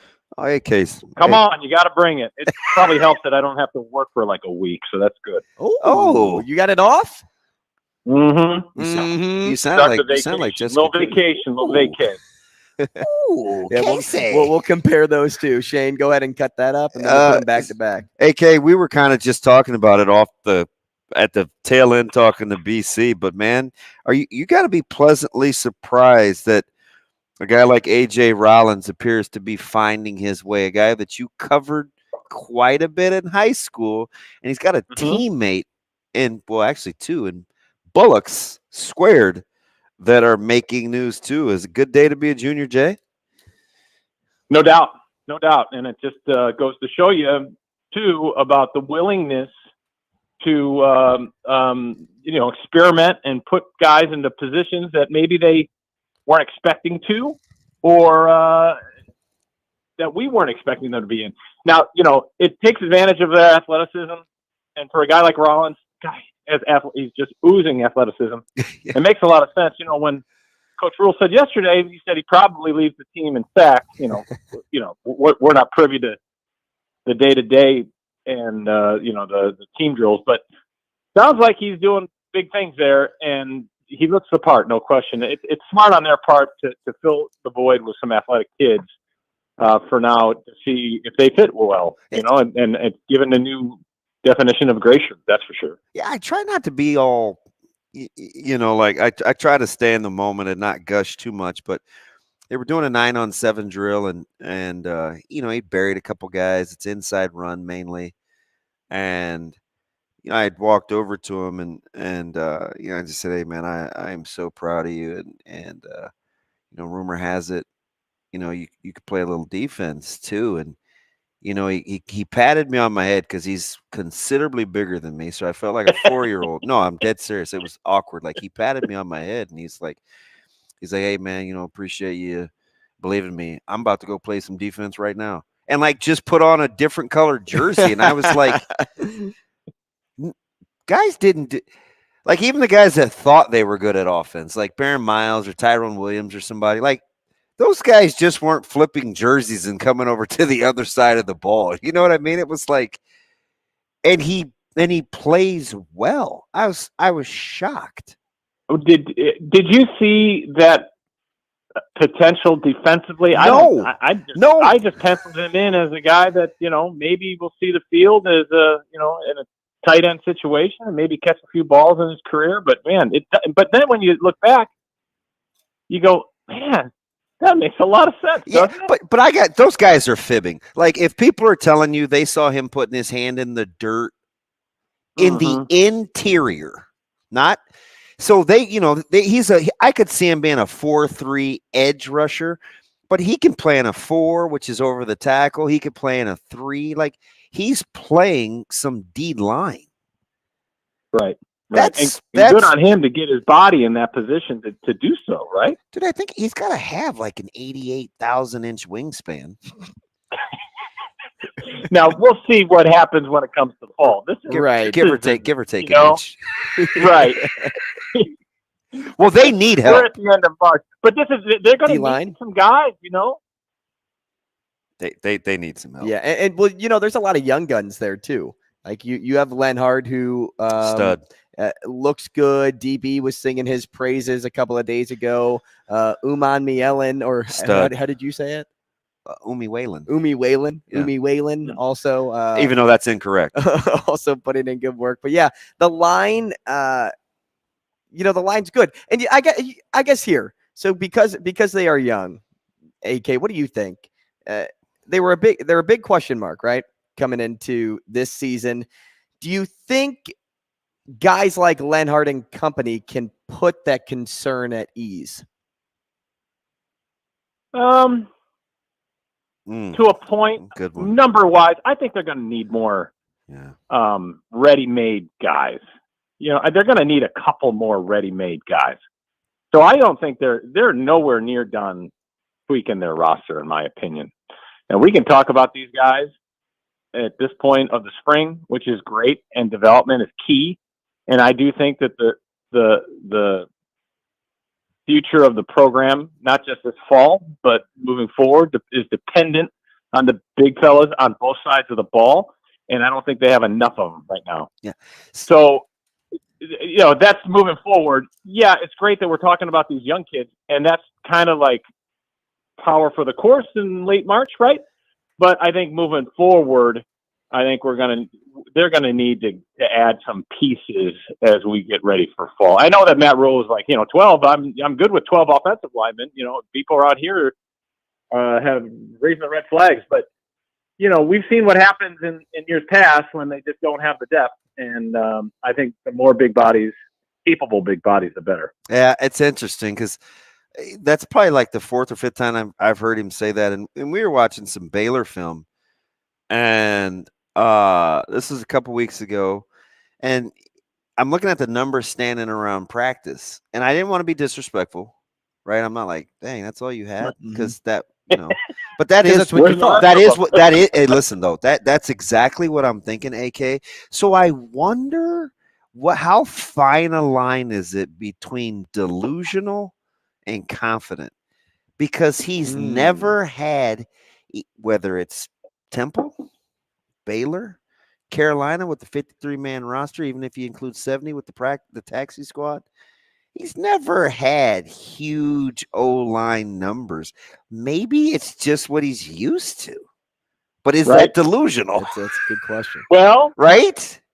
Yeah, that's true. I will applaud his confidence, and I enjoy his post practice media sessions.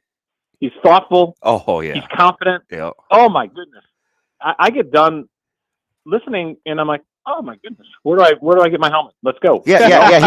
I'm telling you, man, it's sickening. He's the real deal. Yeah, and that bodes well. That bodes well. Now, whether he can get through a Big Ten football schedule with 12 linemen, offensive linemen, that's another question. But I give him credit, give where his confidence, and no question. So maybe it is delusional. Yeah, maybe. He's not. He's also not a guy that's slick either, though. Yeah, like trying to get over. Yeah, he's transparent. He admitted that this team isn't for everybody. But also too, a point that I really liked what he said yesterday, and you guys can either echo it or not. But he said the benefit for playing for this staff is they don't change who you are. Oh yeah. And to some degree, I'm like, wow, that's deep, that's motivating. But at the same time, if you look into the context of that sentence, it's like, well, can you change me a little bit, because I may need a little help as I get there. Well, I thought it was interesting too when he was talking about the recruiting. I mean, they're coming off one of their biggest off-season weekends in years, questionably in the last 10 years, right? And he's giving basically his recruiting pitch in his first 3 minutes of his news conference yesterday. If you haven't seen it, you listen to it. I mean, he's like, we're not going to change who you are. We're not for everybody. But if you come here, we're going to treat you like family, which was, I thought it was pretty compelling. DB, you know better than anybody.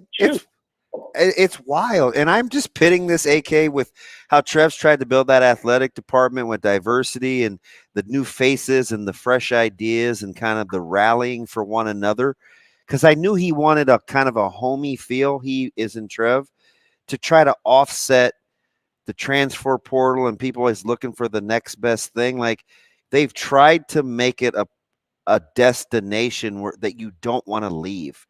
And I think it's kind of fitting with what Rule wants in terms of his staff too. Yeah, and I've been so impressed about how detail-oriented they are. You can talk about the details. I mean, we go back to Bo, but man, he lives it. You come in, you walk in, you got to sign in, even if you're a member of the media. So that tells you something. Oh, yeah. Right? Oh, yeah. AK, enjoy your spring break, apparently. Yes. Thanks, boys. I will.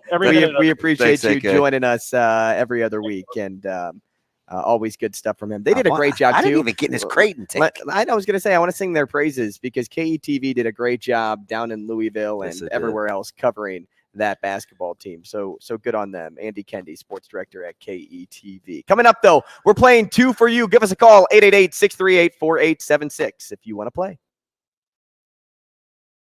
Rogers and Benning will be back in 4 minutes.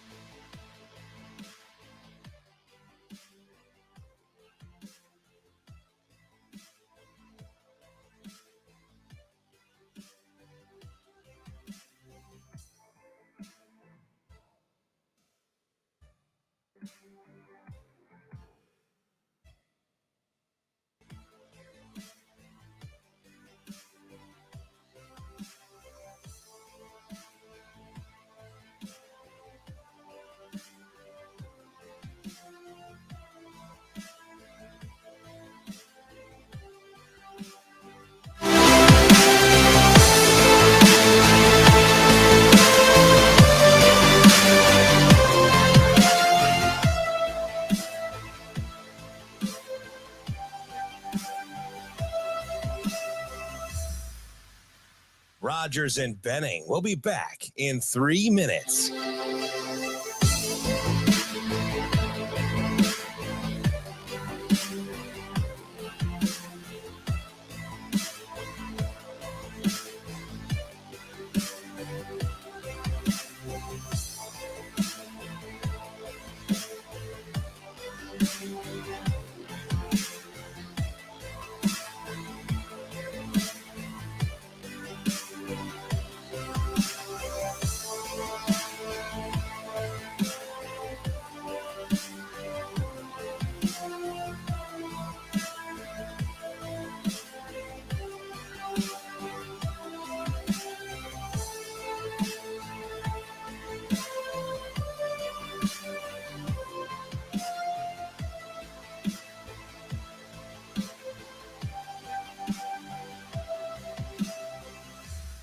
Rogers and Benning will be back in 2 minutes.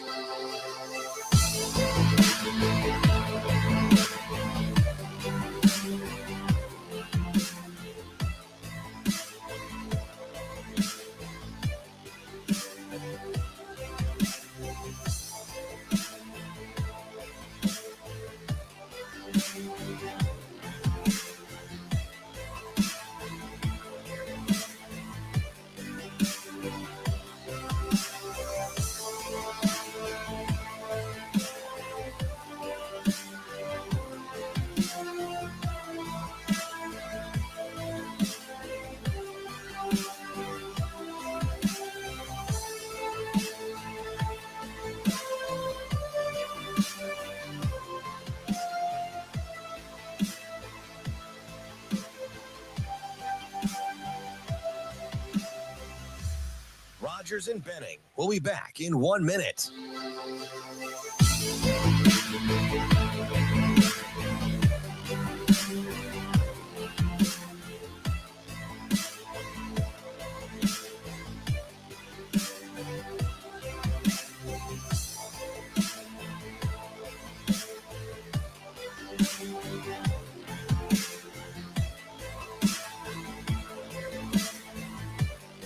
Rogers and Benning will be back in 30 seconds.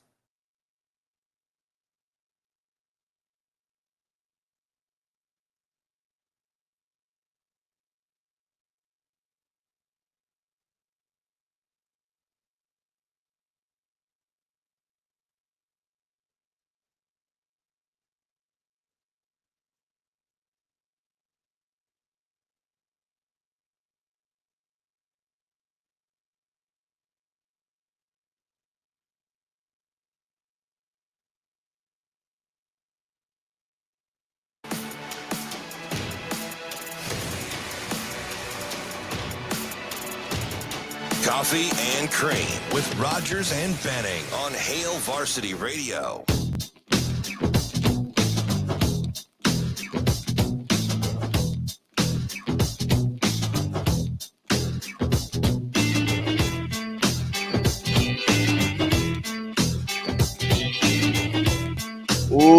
Welcome back to the show, 888-638-4876. We need to hear from you. Do you want a Hail Varsity Club gift card? Because we're playing a game. And this game's easy. Because all you do is call in, pick two people, and then we do the work for you on the show. We're going to play regardless. But if you want to play, again, 888-638-4876. It's two for you time, and they are presented by who, DB? They are presented by Dingman's. One of our favorites. We Shane? appreciate them. Hit me with that ding, Shane. I believe Caleb's vehicle will be ready tomorrow morning. It was just getting painted Did you get today. the key fob? I did. That was quite a debacle. And he found it too, by the way. Where was it? In a place? I where you didn't looked ask. 10 times? Or I didn't, but I mean, he had driven it, so I knew it was in the house. I've lost my wallet so many times in a house, whether it's my parents' house, my current house. Yeah, I just don't believe in carrying around a wallet a lot of places. I don't like things in my pockets, so I typically know where it is. Maybe just carry a bigger wallet. I know a guy that used to do that. We're going to need a bigger boat. Yeah, It was like a suitcase. Yeah. He still has that, by the way. Severe's wallet is unbelievable. You know, that's where you know you're the getting best back pain. The best thing in his wallet Coupons. No, a bottle opener. Yeah. In his wallet? Dude, he was military, man. He's always prepared. It's like a Swiss Army knife in there. Well, if you're A looking leather for a Leatherman. That was quite a debate. Oh wow! if you're looking for the Swiss Army knife, Wow, that'll get somebody collision going. centers, go to Dingman's Collision Center, 4 locations throughout the metro area, along with the standalone mechanical shop at 120th and Maple. Let's have some fun. Nobody on the phones yet, but as we start to play, I have some hope. I have some hope for all of you out there that are listening. 590 ESPN Omaha, live on Twitter, live on YouTube, that you're here to play. You guys, went 3 for 4 last week? Yeah, and I was panicking too because I was mad at him. Are you confident this week? These ones are harder. Awesome. Are you confident that you and Shane could get 2 for you? Am I confident? Sure. Will it happen? No. But I am. I believe it. Okay, I want you guys to go first. Can I make us official first? Is there some? Do I need to write this down? Yeah, let's go.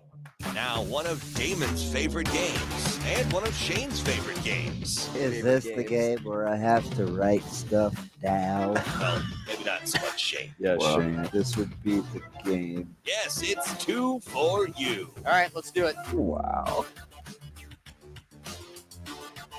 Can I get that nasally voice again for me, DB, Nope. one more time? No. Is this the game that I have to write stuff down? Hey, do you have Or your can I just notebook? type it? Can I punch it into my phone? I mean, I could probably do that real Hey, quick. did you like my Coach Rule impersonation? That was good. Did you hear it on the podcast? I haven't gotten there yet. I Oh. listened to half the podcast. Yeah. I just got rolling with. Well, I'm shocked that I haven't heard it yet. I mean, we've been doing this every single day, every So single I can't morning. remember what prompted the question, but I immediately just replayed a conversation in my head. And he's very consistent with the message. So it just like rattled right off. I went into full-fledged character. Okay, give me a little taste. No, I can't do it on demand. I'm hungry. Give me some taste. I can't. I'm You craving. talked about a crock pot. I'm craving some bacon. When are you not craving bacon? It just sounds delicious, right? Like a sausage patty, a slice of cheese, and bacon wrapped around it. That'd be amazing. You guys ready to go? Is there bacon involved? Not in this game. Well, man. Thanks for listening. All right, first, a pattern on a shirt.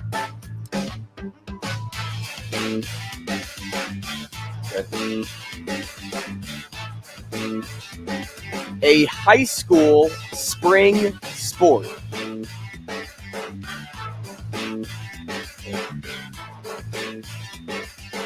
Shane, you're writing stuff down, right? Oh, crap. He's joking. Only Shane can compartmentalize the kid. A car part near the driver's seat.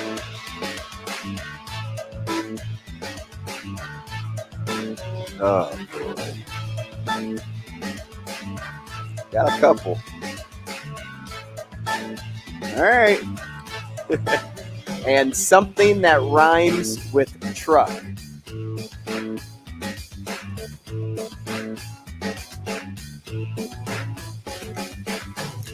Okay. This is how Shane lives 80% of his life. Okay. You'll know when you get the answer. All right, Shane, you ready? Sure. All right, here we go. Let's do it. A pattern on a shirt. 3, 2, 1. Stripes. Right there. There's one. Now are you feeling confident, DB? No, but did you see what I put first? And crossed? Plaid. Yeah. Yeah. But I knew he wasn't. I don't even think he knows what that is. Isn't that a type of shirt, like a plaid shirt? Yeah, it's a pattern is plaid. See? A type of shirt would be like dry fit. Forget it. A high school spring sport. 3, 2, 1. Baseball. Nice work, boys. Nice God, work, too. we're kind See, and of this is vibing. this is the one that somebody should have called in on. A car part near the driver's seat. 3, 2, 1. Steering wheel. Steering wheel is the answer. The right answer. Why is that the right answer? I almost said seatbelt though. Because that's right I mean, if there's anything That right beside I knew it, that was that's kind of hard. right beside Well, it. That's shoot, I on it. contemplated door. The prompt wasn't what's right beside it; it's what's near it. What is near? What's the nearest we to go. a When seat? you think driver, what do you think of? I don't know. Your mom? Shane, you're wrong. Well, she probably drove you around when you were a kid. You don't even know her. You don't even know her. She couldn't even see you when she was here last time. Oh, he hit you with the mom joke, and Uncle Ruru was having none of it. She was cooler than a fan, though. She was pretty cool. Stop it, Shane. You don't get to say anything anymore. DB's fine. I don't even know how that made sense. Hey, the awkward pause, though. He shot you the death look. You're in trouble. Ooh. Something that rhymes with truck. 3, 2, 1. Buck. Stuck. Buck and stuck. 2 out of 4. He lives most of his life pretty much stuck. Oh. Not happy, Shane. Could I do better? Could I do better than Shane? Like Shane and me do better than you, or could we do better? We could do better than this. Next one has to be you. It's total sports and probably a little tougher. I like how I should play with you. I like how you pigeonholed me into just being a sports guy. I don't even like sports. Nope, but we're gonna talk about it. Right. That's how it always works. Let's do one more round. All right. One more round, and then we'll take a break and go to Ryan Fagan. Talk some MLB. Ready, DB? I'm ready. Got to be 2 out of 4. I wonder if my mom's ready at home. Shane, what do you think? Here we go. A team in the Final Four. Okay.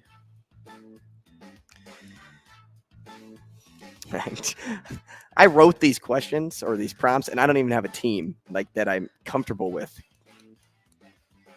Okay. A common college mascot that flies. Okay.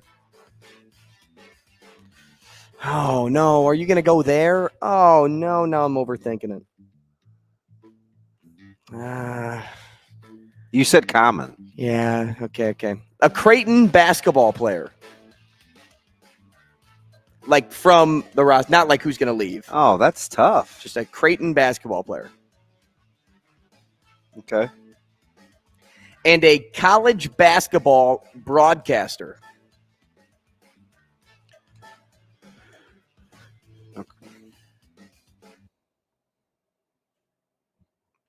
I'm not getting the last one. You don't feel good? Mm-mm. I feel okay. So play-by-player, analyst, or just whatever? I just said broadcaster. Okay. All right. Can I give my answer too? We're not going to get it. A team in the Final Four. Shane, you can count us down. Can I give my answer too? For what? You're like a child. The last one or this one? 3, 2, 1. UConn. Yep, UConn. That's what I had. Okay. Can I get a ding? Well, I'm looking forward here. Hey, you're in the doghouse, Shane. I can tell by his delivery. A common college mascot that flies. 3, 2, 1. Eagles. Whoa! You're kidding. Yeah, Eagles. Good job. That is wild. Good job. Well, common. Yeah, but still, like Eagles We got it. out of nowhere. I love it. We got it. Drained it. All right, 2 out of 4. Come on. This is a lock. A Creighton college basketball player. Shane? 3, 2, 1. Kalkbrenner. And a college It's not even my basketball favorite. broadcaster. Shane? 3, 2, 1. Nick Baugh. Kugler. Damn it, I was going to say Kugler. I was gonna say Kugler, but we just talked about Baugh and Bishop. Fudge. That was the tandem, though. We had it. I had Kugler. Whatever. Hey! He's barely talking to you. Hey, Shane. 3 out of 4. Let's talk 3 some out of 4. MLB, baby. Nice work there, DB. We love job. having fun playing 2 for You, presented by Dingman's. Ryan Fagan, next. Rogers and Benning will be back in 4 minutes.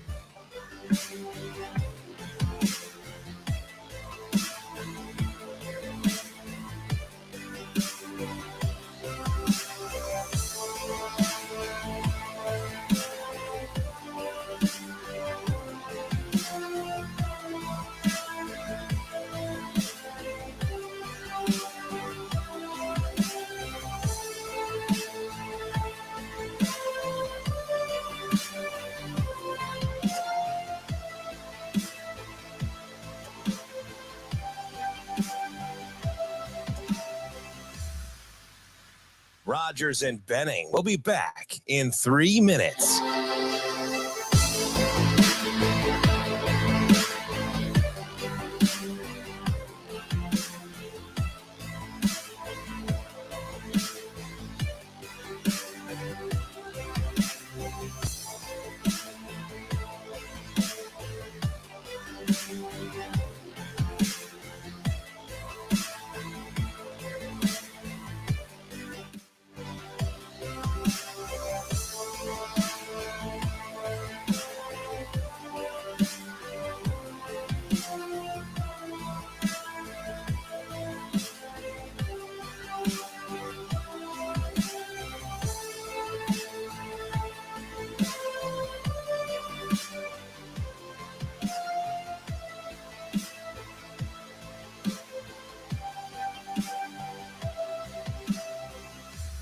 Rogers and Benning will be back in 2 minutes.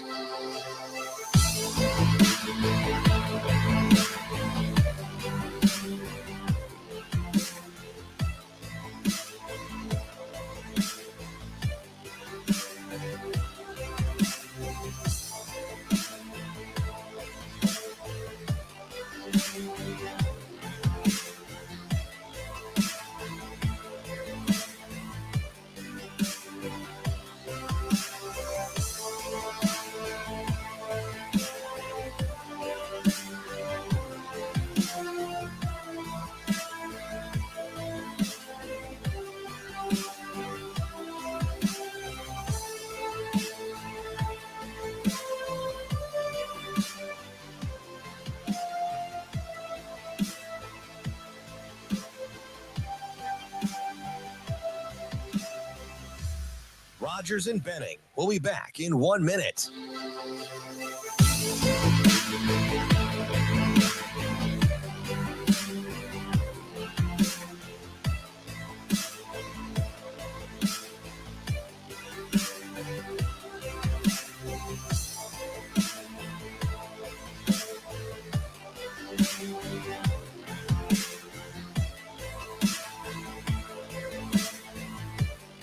Rogers and Benning will be back in 30 seconds.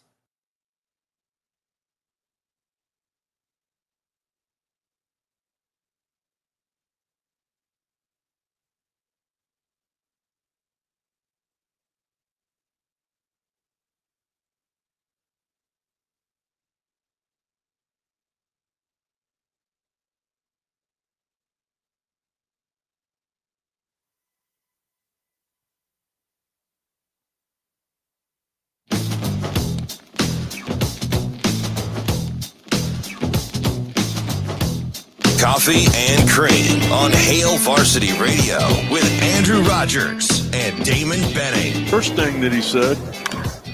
Dansby drills one. Center field. Kowat's back. It is gone. NBA Jam heating up. Dansby Swanson homers for his second game in a row. Solo shot here in the second. It is 5-0 Cubs. There it is. He drives it to the left and deep. This ball's back, and oh, God, a home run for Mookie.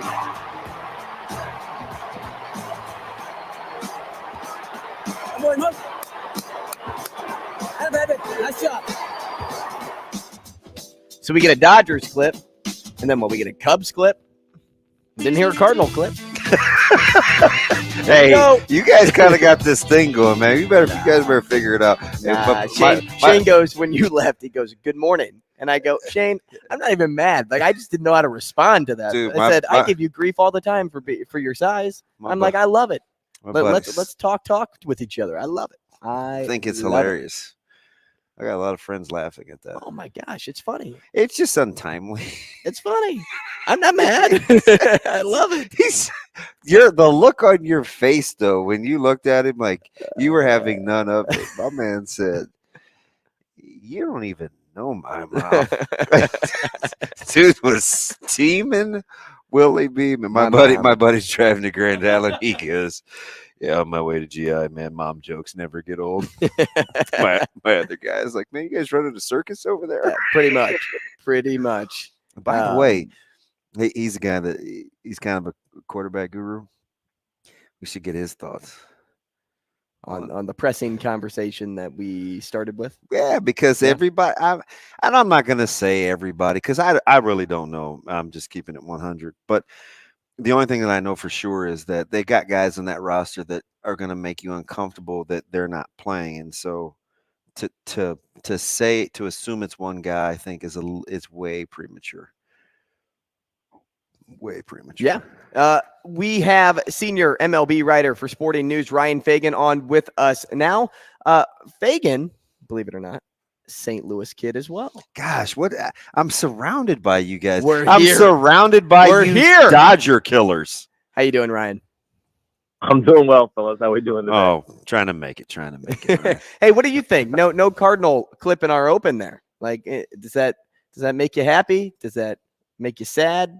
How does that make you feel with opening day right around the corner?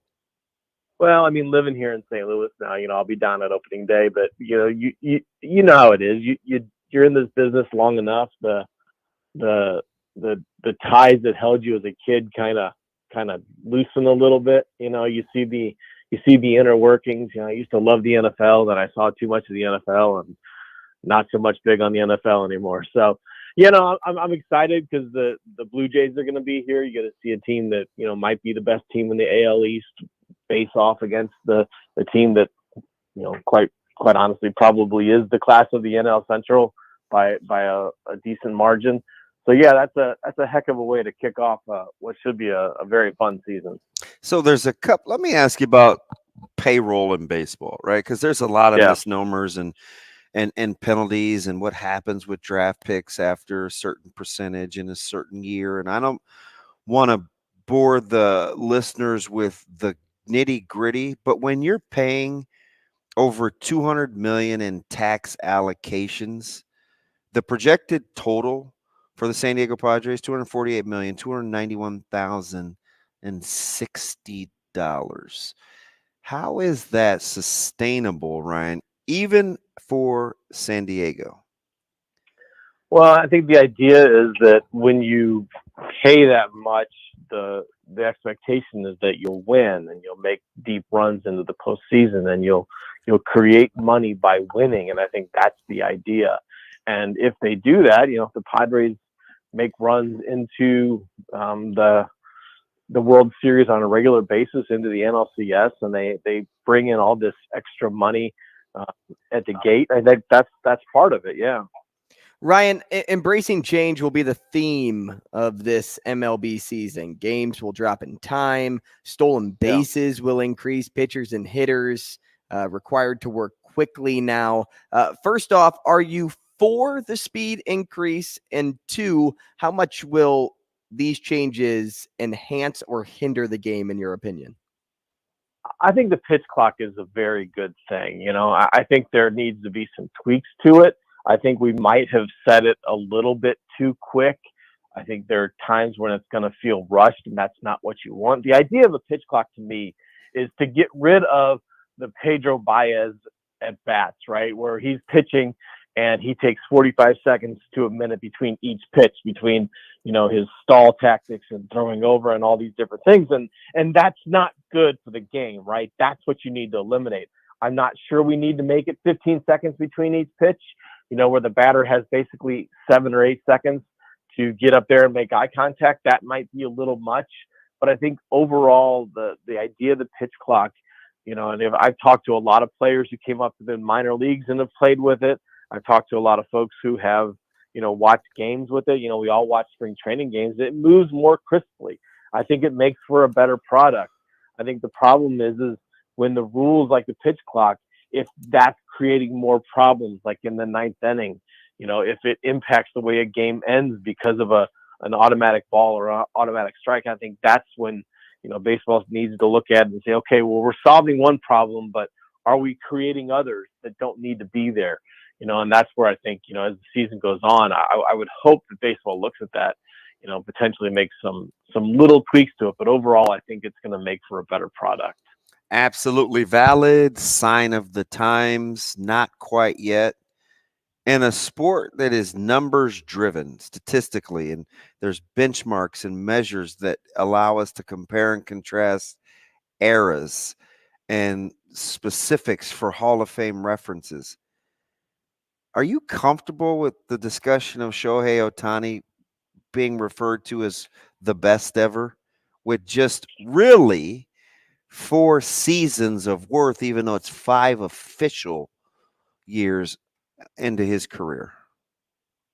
Now, has he had the best career ever? No, I think that's not even close. Could he get there? I think if he continues to do what he's doing. I mean, I think if you're talking about the greatest individual seasons, because we as baseball fans love to parse everything and then categorize everything. Yep. And if you're talking about is he the greatest player ever, to me that's career. And no, but has he had some of the greatest individual seasons we will ever see? Yeah, absolutely. So does that get him into a conversation that involves the greatest, however you want to frame it? I think it does, because I think and this is the thing that always gets me. It's not that he's a pretty good pitcher and a pretty good hitter, right? I mean, he is one of the 5 best starting pitchers in baseball. And he's hitting 35 to 40 home runs a year as the DH. I mean, it's just, it's crazy what he's doing, and doing it on a consistent basis. I think it was cool to see him get a chance to shine in the World Baseball Classic, and the fact that he struck out Mike Trout in the final at bat of that classic, and Mike Trout, this no doubt Hall of Famer, looked like he had no chance, right? He swung through 2 fastballs, and then that slider that painted the outside edge of the plate at 14 miles an hour slower than the fastball came in, and Trout just had no chance. I mean, when you're looking at, is he the best player ever to play the game? You could argue that pretty convincingly that he has the best skill set of anyone who's ever played the game. Ryan, who do you think got the best over the offseason? I'm not saying like, hey, who has the best roster right now? Who do you think improved the most team-wise? Because for a while it was, hey, the Dodgers, right? The Dodgers would always get the big guy, and then now their roster is stacked. And then it was, another blue blood, whoever it is. It could be San Diego. Yeah, that's a great team. Could even be like Seattle, who made a move for Teoscar Hernandez and other things. Who do you think made the biggest improvement this offseason? I mean, you can make an argument for the Rangers. That's right? That's my team. Yeah, I mean, if you look at a team that addressed its needs in the best way possible. Yep. I was down at Rangers camp this a couple of weeks ago, and I talked to Nathaniel Lowe, and he said it was like, you looked at the off season and it was just like, oh, hey, we got another pitcher. Oh, hey, we got another pitcher. Oh, hey, we got another pitcher. And it was exactly what they needed. So you're adding basically, again, the caveat with the Rangers and the guys they added is if they stay healthy, right? If they stay healthy, Jacob deGrom absolutely could win the American League Cy Young this year. Nathan Eovaldi could be a guy who is a stellar number 2 or number 3 guy. Martin Perez was really, really good last year. They brought him Gray's a 4. Right. Gray's a 4. And Andrew Haney, I mean, look, Andrew Haney, we'll see what he brings, right? But if he's your number 5 guy, a wild card is a number 5, that's really, really good. And the top of their lineup with Semien and then Seager and Adolis Garcia and Lowe, and I mean they've got a good start to that lineup too, right? So I think when you're looking at a team that's won 60-something games the last 2 years, you could easily see that team winning 20 games more this year than they did last year. And I think if we're talking about who had the best offseason, I think that's a good way to look at it. Ryan, I asked DB this during a break earlier on in the show. I said, take it or leave it. Jacob deGrom starts 30 games this season. We kind of agreed, hey, that's kind of high. So I'm going to ask you this. Take it or leave it. He starts 25 games this season. I'd take it. I'd take 25. I would think more. I would have a tougher time with 30, 32, but 25, I think he can be there. I mean, I was the day that I was in Rangers camp just happened to be the day that he made his official/unofficial debut on the mound in the AAA game, which was the same day that Nathan Eovaldi made his debut in the AA game, which was kind of cool because they were both pitching on backfields, and you had Eovaldi throwing here and deGrom throwing here, and everybody in Rangers camp was watching minor league games, which just doesn't happen very often. So that was kind of fun. But, I think that if he throws those, 25 to 30 starts, I think he probably does win the Cy Young. I love a lot of the pitchers in the AL, but I think he's motivated to show what he still has left in the tank. He's motivated to show that he is worth every penny that the Rangers gave him, at least this year. I think he could have, a season that is, just as good, maybe even better than what he did those couple years he was healthy in New York. So listen, I diehard, self-admitted, it's my favorite team. I'm a Dodgers guy. They got the Gonsolin deal done. They get May back, who's probably, although he shouldn't be, he's probably going to be their 4. You got Syndergaard as a 5. You got Shelby Miller, Martinez. You know about the additions. They lost my second baseman, so God bless Vargas taking over that role. But did the Dodgers get better than they were a year ago on paper? I don't think so. I don't think they got better. I'm honestly very torn as to what to do with the Dodgers. We just, I just turned in my season predictions literally 15 minutes before we started talking, and I thought long and hard about what to do with LA because they didn't have a great offseason. We're used to them having great offseasons, right? We're used to them going out and getting the best players available, the Freddie Freemans, they're trading for the Mookie Betts.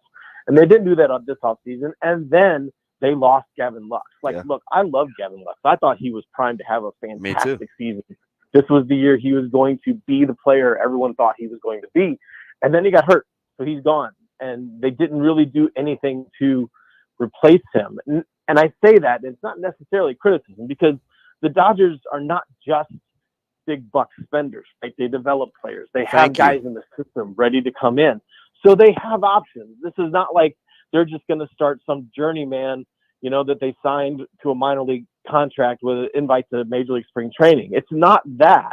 They have the pieces. So I kind of think people are sleeping on the Dodgers. Me too. Right? I don't think they're going to be a 108-win team again, but I think, it's easy to look at what they did not do, losing Lux, and say, okay, well, they might not make the playoffs. That's crazy, right? The Dodgers are going to make the playoffs. The question is do they win the division or not? And quite honestly, does it matter? I don't think it does. I don't think it matters to the Dodgers or the Padres because they both want to win the World Series. And I think the Dodgers are going to do what they need to do.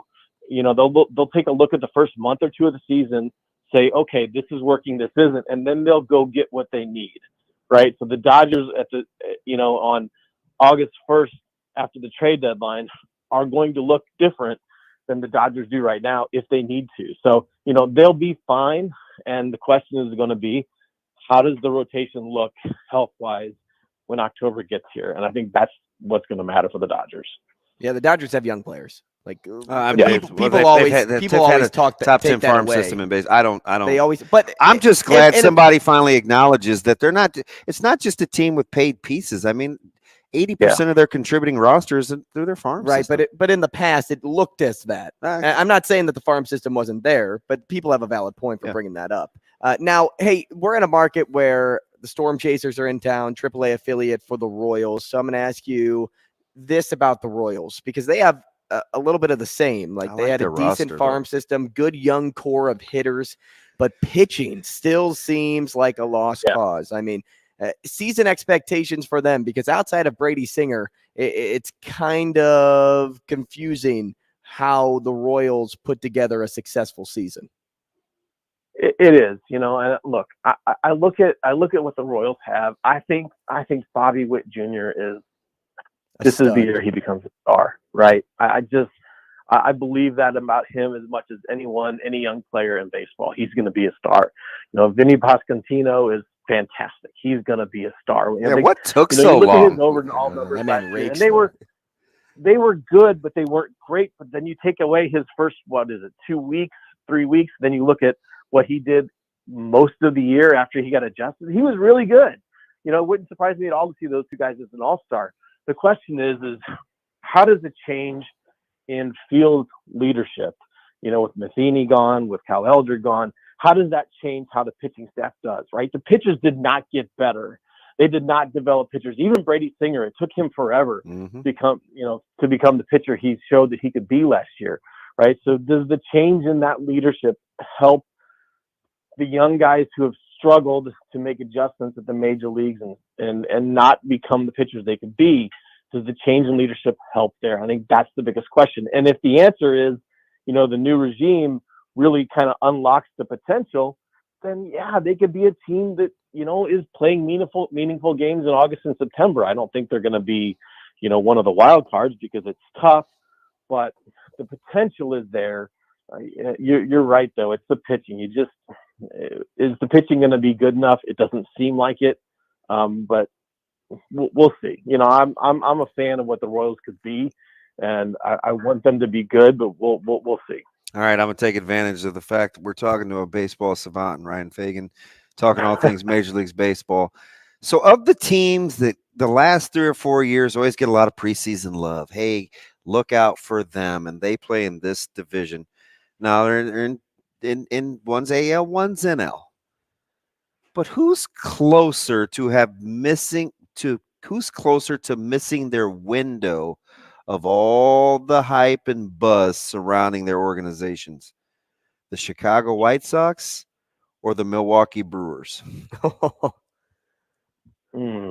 I would say the White Sox, right? We've been waiting, right? We've been waiting for Luis Robert to be an MVP contender.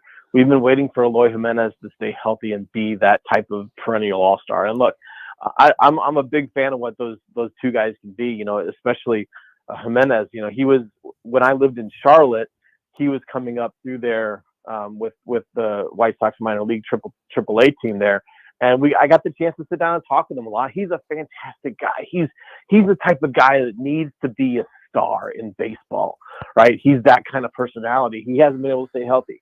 The White Sox last year were a disaster. There's no other way to put it, right? They were a disaster. They just weren't nearly as good as they could have been. You can pin a lot of that on Tony La Russa if you want to. I wouldn't tell you you're wrong. It just seemed like everything with that team just didn't go very well. He was never a good match. Now they have, again, new field leadership. These guys are still young enough. Losing Jose Abreu the way they did was a little surprising because he was, kind of the heart and soul and backbone of that team and still a really good player. But yeah, I think if you're looking at the franchise that hasn't maximized its potential, it's them. And then they didn't do much this offseason. They let Johnny Cueto walk. Is Mike Clevenger going to be the answer? Quite honestly, I don't think so. He's at the back end of that rotation too, probably. Yeah. So, I think if you're to answer the question the way you phrased it, I think it's more of the White Sox. Man, taking shots at my Cardinal managers, former Cardinal managers. Yeah, but those are just two teams I'm sick of hearing about. I did not even think about that, but yeah. Now Matheny's warm. Do you know how many times I've heard about the Brewers starting rotation and how, the unconventional and they're the Rays of the NL and this, that? I'm like, you know what? I don't see it. They don't score enough. And I'm not sure Counsell is everything that early on we thought he was, especially in game. Like, I don't know. I don't have anything against him. Every preseason, I keep hearing about the Brewers and their staff. right? Like they still don't score enough. I don't care how good that staff is. They can't score runs. Yeah, and I guess the reason I went with the White Sox instead of them is I just had higher expectations for the White Sox.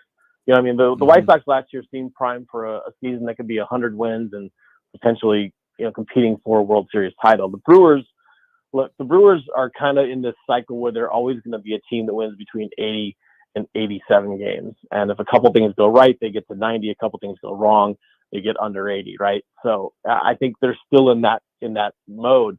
The thing with the Brewers is I could see a scenario where, you know, Corbin Burns isn't on that team. Yeah. After could be a Dodger.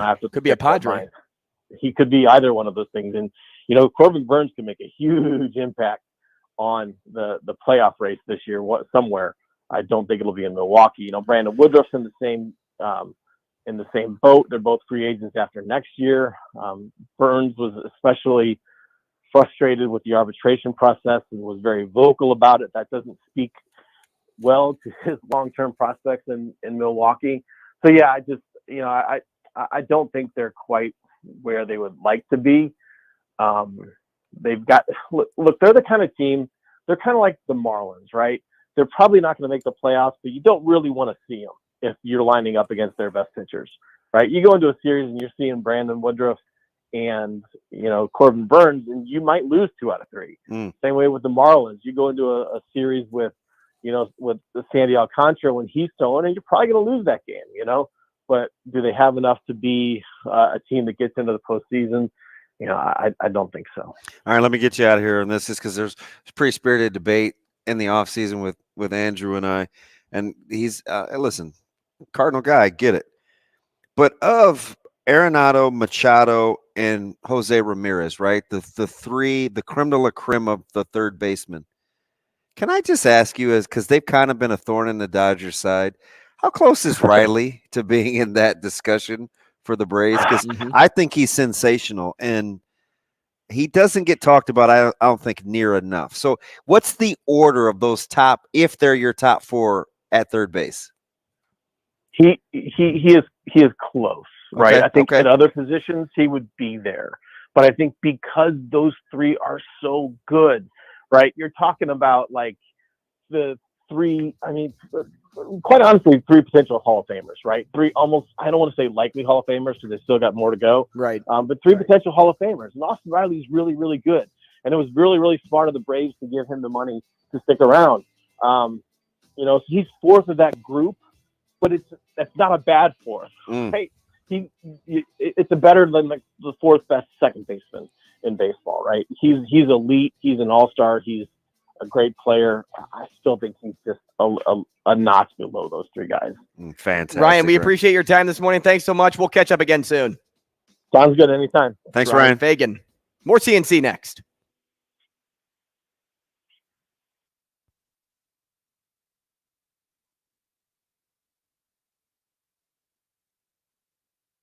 Rogers and Benning will be back in 5 minutes.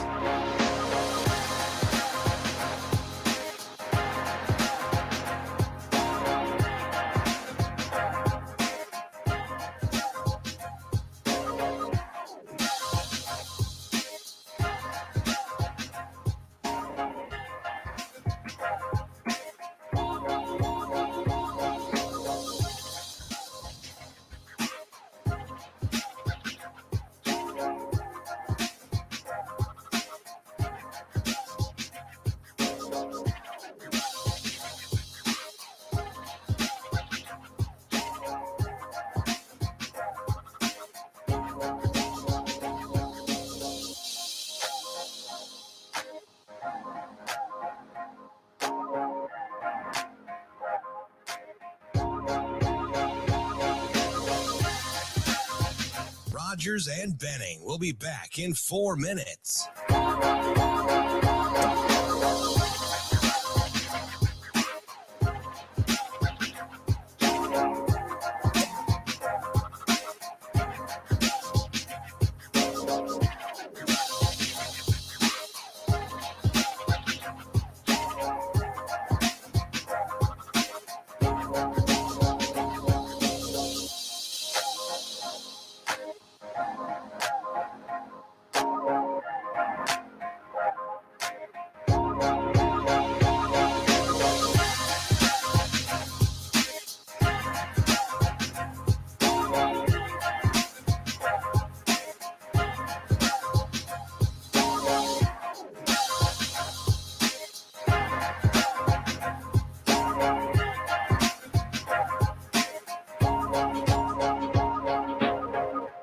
Rogers and Benning will be back in 3 minutes.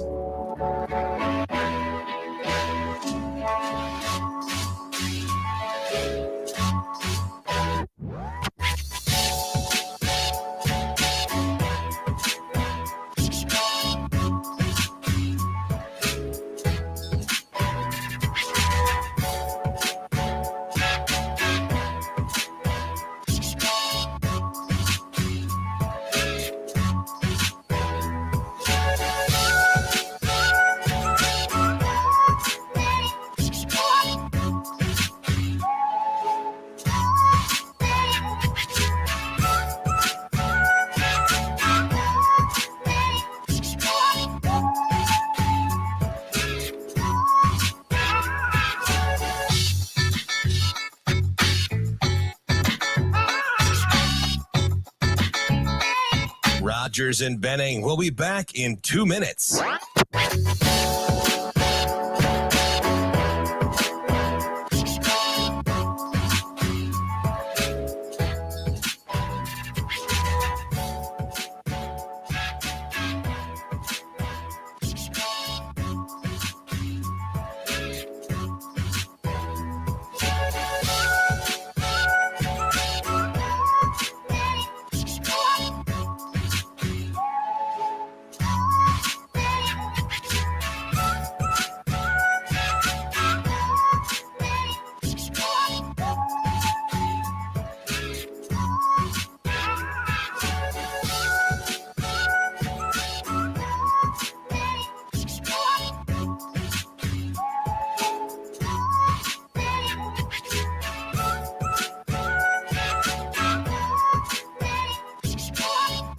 Rogers and Benning will be back in 1 minute.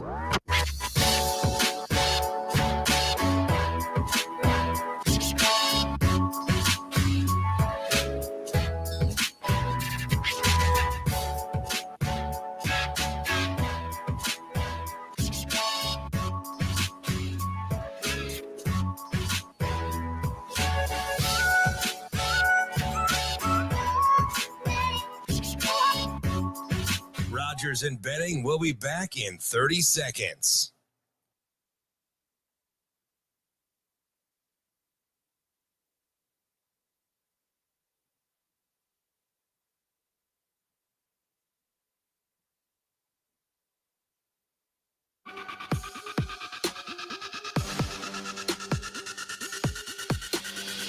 Coffee and Cream with Rogers and Benning on Hail Varsity Radio.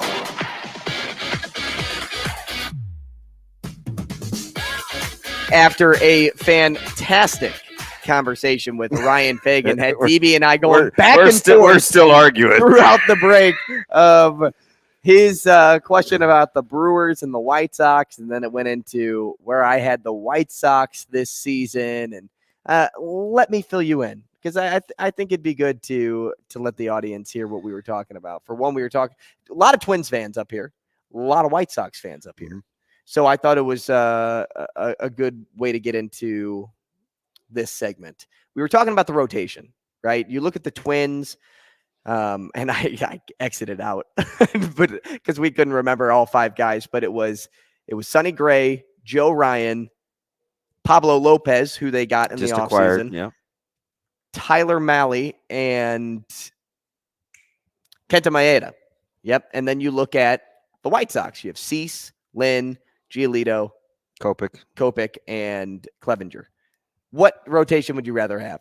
White Sox. The obvious choice is the White Sox. Yeah. The obvious choice. But I told DB they're not even top two in the AL Central for me. They're three. And we're talking about a team that everybody had at one for the past 5+ years. One. They're the team. It's their year. I mean, outside of when the Guardians went far after their World Series run. Don't tease your predictions yet, or you can tease it. Don't give up your predictions, because tomorrow and we'll do. Gosh, we even probably need to get into win-loss record, because you projected records in your division, right? Mm-hmm.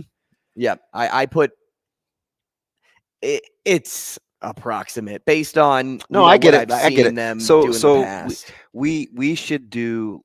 Give me in the deal that we'll do. Give me the most over their projected win total, and the least under their projected win total tomorrow. Okay. It's part of the predictions. So we're going to do that. We're going to give our favorites in each division. Again, tomorrow's opening day, so we're going to really get into baseball. A couple of nerds. Yeah, we are. And I was doing a ton of research, a ton of reading last night, so it got me fired up for Thursday even more. But I'll calm the waters there based on our break conversation of rotation, AL Central. It just had us thinking. I'm bummed you like the Twins because remember when we did, I can't even remember why we were dabbling, but they were one of my teams that I liked their offseason because of what they did defensively, especially in their outfield. Now, I mean, like I said, Gallo, those guys, they'll be good defensively. They're going to have to stay healthy, and he's going to have to stop striking out. But with Taylor, I don't think that'll ever happen. Hey, you got some fellas, though. But I'm and the local Yokels, and we moved Maddie to tomorrow, Verzal. So if you've never talked, I always talk to Verzal on opening day. He goes to opening day every year. For who? Chicago. Okay. He is a diehard Cubby. He's a Blackhawks, Cubs, Bears guy. Okay, like the I can handle 1/3 of Matt Verzal. So listen, tomorrow you're gonna have to get him all because he will be probably hammered, and it's historical. Like we just talked to him on opening day. So as Shane knows, you have to be ready for the dump button. He doesn't drink a ton, but I guarantee you he's letting his hair down. Right there. And yeah, we almost literally got into a fist fight yesterday at Pisons. I pretty sure. Wow. Yeah. Second time in three times going out. What was so spirited? If you can share, you don't have to. I can. He thought it was empty. Like I off-brand hours, it's empty, right? Just wanted to get in, get out. So we were talking about a multitude of things, like what we wanted to do for like training and looking at a couple things. And he's like, man, I'm looking at cafe over there. It's pretty empty. Like this is either going to be another slow day or we're going to get slammed. Because it was kind of slow yesterday, except for takeout orders. So I don't know. So I kind of waited. And in like 5 minutes, it was mob deep. And I'm freaking out, right? I'm like, oh my God, like I'm trying to go. So I think low key, he like asked me to do a couple things. Hey, can you grab a couple Diet Cokes? They need tea, whatever, right? And I say, hey, I'll help you. It's cool. About 10 minutes in, I'm ready to go, right? So I put my bag in this box in the chair to the right of me. He wants to move it. You got to open up spots at the bar, according to him, right? People need to sit down. No, he just wanted somebody to sit next to me. So, okay, fine. I'm really ready to go. So I get ready to get up, and there's this table of patrons, and one was raising their hand, and it drives him crazy. Like, don't do that. But I think I can say this. They were significantly older. So I stopped and I said, hey, what do you need? Can I help you? Mm-hmm. So she told me what she wanted, and I told him, and he like laid into me, right? He's like, hey, man, don't do that. Don't, Kate. Like, we don't respond to that. Like, if they want to, so, and he like really like was mad. I was like, bro, don't ever in your life talk to me like that again. Like, seriously, I'm not playing. Like, don't talk to me like that. Like, I'm trying to help you out. Respect the business. So we go back and forth, whatever. I'm like, fine, I'm leaving. It was time for me to go. He sent me a message like a couple hours later. I was like, whatever, man, you're still a jerk. And he sends me a chip, and it's like, it gets a little dicey. But he's so a guy came in. You think he just messes with us, right? A guy came in. I'm not going to say what he did, but does well in his business. He had an order last week for 30 pies. 30, right? Okay. Good business, right? Yeah, great business. He simply wanted them cut in squares. Hey, can we get these cut in squares? Now, this guy's a regular because when he walked in, he sat right next to me. He's like, hey, I know you. And I was like, oh, okay. I think he's cool. Verzal's giving him a hard time. He like wanted a lemon with water, and Verzal gave him like 7 lemons because he asked him. He goes, well, what do you think this is? Like water with lemons. Like we're whatever, just typical Verzal. So the guy under his breath goes, man, he's such an a-hole. I was like, oh, yeah. I was like, he totally is. Like, he goes, but he makes it work, and I love him. I was like, damn, I do too, right? Like, that's my guy. And he goes, do you know what this blankety blank did last week? So he's telling me about this order. He says he wanted some cut in squares. You know what Verzal told him? 30 pies. 30 pies. Dude had an order. Just, hey, man, just simply cut them in squares. He said, this blankety blank over the phone says to me, if you want them cut in squares, call Domino's.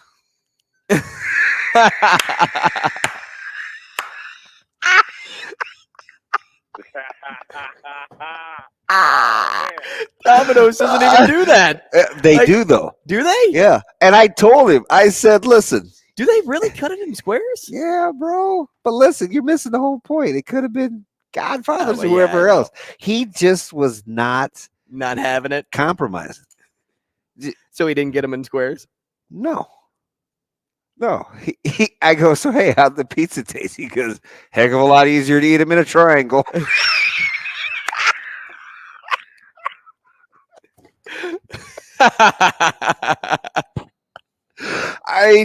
The way it's, oh man, I'm just taken aback. Right? Are you? Oh yeah. Oh yeah. Yeah. Like the table that was raising their hand, like you normal people wouldn't have acted like that with him, to them. Mm-hmm. He just is not, it's all about the principle. Like, yeah, it was very tense. Is he like the soup Nazi from Seinfeld, but yes, the pizza Nazi? Very tense. Yes. No pizza for you. Yeah, it's just weird like that. So we're gonna move him to tomorrow, and Great. who knows what we're getting. Well, Shane, just be prepared with the dump button. Speaking of, so you mentioned he's going to opening day in Chicago. A friend of mine put something out on social media a couple of days ago after Kim Mulkey was wearing that weird flamingo jacket. Do you remember that? Oh yeah, and she had to explain why she was wearing it. Right. I like Mulkey. People hate her. I like her. So he posted on social media like, oh, these happen all the time. If this gets 5,000 likes, I will wear this to a Cubs game this year. This jacket, I'll buy it. I'll wear it. He didn't think anything of it because normally that photo gets what, or video, 100 likes maybe, right? Well, it got 18,000 likes. So he had to reach out to the designer, which is a $4,000 jacket. Thank goodness the designer said, hey, I'll let you borrow it for the game. And is he wearing it to the Brewers tomorrow? No, I don't know what game he's going to, but he has to wear it to a Cubs game this year. And Burns, now the Cubs are like reaching out to potentially make him a first pitch in this jacket. Burns and Stroman tomorrow. And Matt Verzo All with a good heck of a baseball. show. All good baseball. Lots still to come. More coffee and cream coming your way. Rogers and Benning will be back in 4 minutes.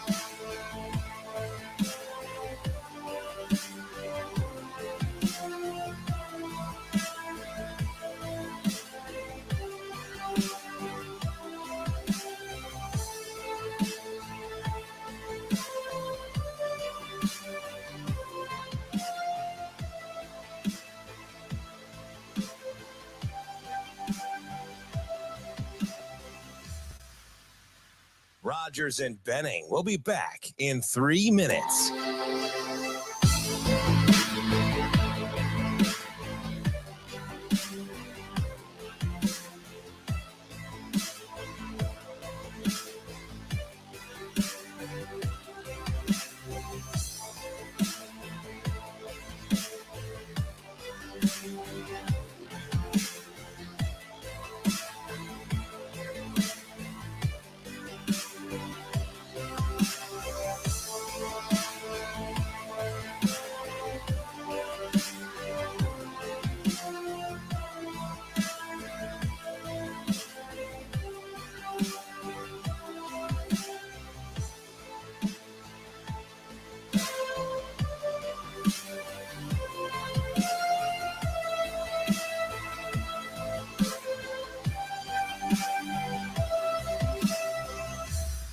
Rogers and Benning will be back in 2 minutes.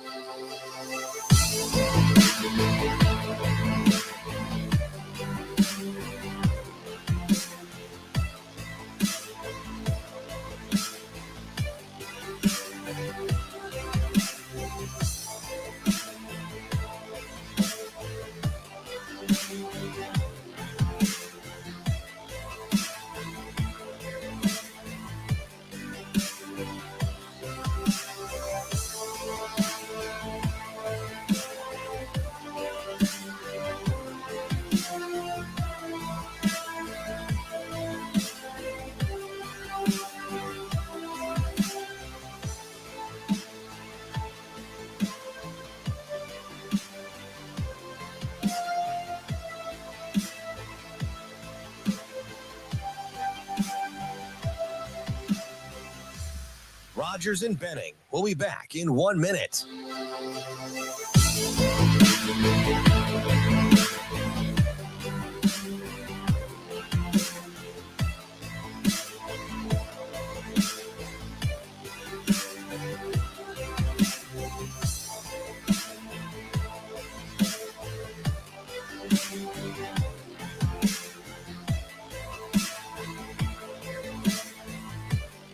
Rogers and Benning will be back in 30 seconds.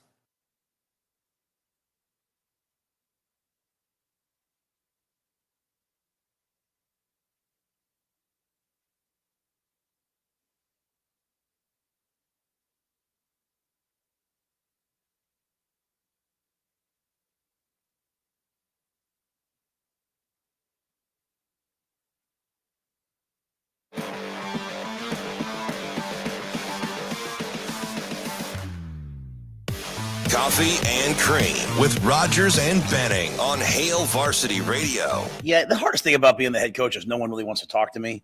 Coaches and staff, they all say I'm hard to approach. Do I seem hard to approach to you guys? I mean, like, I don't think so. But I've had guys come in. You know, I mean, I've had guys come in and say, "I really think I want to play receiver." And I say, "Go and play receiver then." You know. I think I'm trying to be, you know, sometimes, you think you are and you're not. I think we're really, really direct and honest with guys. So the good news is that we say, "Hey, I think you really have a future here. I hope they believe it." Because if I think they're in the wrong position, I'll tell them that too. So, but I've had guys come to me and say, "Hey, coach, can I play this? Can I play that?" We moved Bonner from wide out to like an F tight end type of a guy. And, I think it's been a dynamic move for him. I can see him really having a future there. So one great thing about spring is we can move somebody, and if it's not right, it's not working out, they can always go back. So hopefully we, again, that's why we spend so much time with the guys and eat together and hang out together so that they feel comfortable. And if it's not comfortable talking to me, they can go to somebody else. And hopefully we have that sort of dynamic within the staff. That was an interesting point from the presser yesterday because man. I'll be real. It's hard to approach your boss. Oh, yeah. Like it's hard to approach the guy because for one, you don't want to look like a complainer. Unless you're Mike Sauter. Yeah, I guess. and then it's like no problem. Well, you don't want to look like you're complaining about something. You don't want to look like you have an attitude problem. You don't want to look like I'm being lazy because I don't care what you're making me do or, X, Y, and Z. So it's hard for a player or a person just in regular society to approach the guy in charge. Yeah. Did you catch what he said, though, about he basically is talking about sweat equity? Yeah, hopefully because we eat together and we spend a lot of time together, guys feel comfortable about approaching me. See, he's just putting money in the bank. All that other stuff. Remember at the presser when he goes, what's that have to do with winning and losing? Nothing but everything, right? Mm-hmm. I'll tell you what, though. It all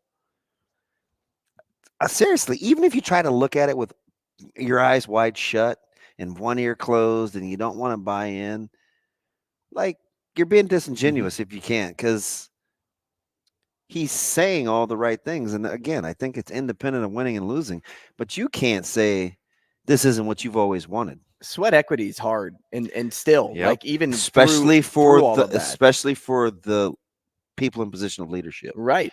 right? Because a lot of times you don't see, like, if they're a servant leader, are they practicing what they're preaching? Is it model behavior? All those kinds of things that I always like to talk about. That's how you get sweat equity. And I'm thinking too, like there have been times where, I felt that same comfort level from a boss, but then I've had that anxiety of approaching a problem. I mean, and that's just, that's just me internally. It's a me problem, but it all goes back to, hey, I don't want to come off as I'm complaining. Yeah. You want a practical application of it. Like if we can't figure out something here, and Sasha whips that truck in here about 6:40, fixes it, goes on about her way. You guys good? She leaves, right? Or we've seen it before. We couldn't figure out something with the setup and the lights and the television. Bill will come in here about 6:20 or whatever, 6:30, and you see him. He's like, "Hey guys, good morning. Do you need anything?" See, those are the things that, and it's good and bad if we're not responsible enough on how to handle it. So knowing that Sasha's a problem, or she's a fixer, right? Okay, tell me what you need.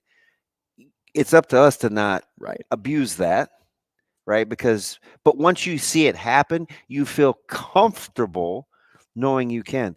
I'm not going to text Bill at 6:30 in the morning and say, "Hey, what's the AirPlay code, or how do I figure out this television?"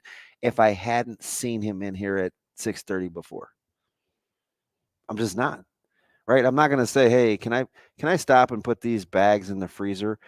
if I hadn't seen him go out of his way to make sure that we had what we needed.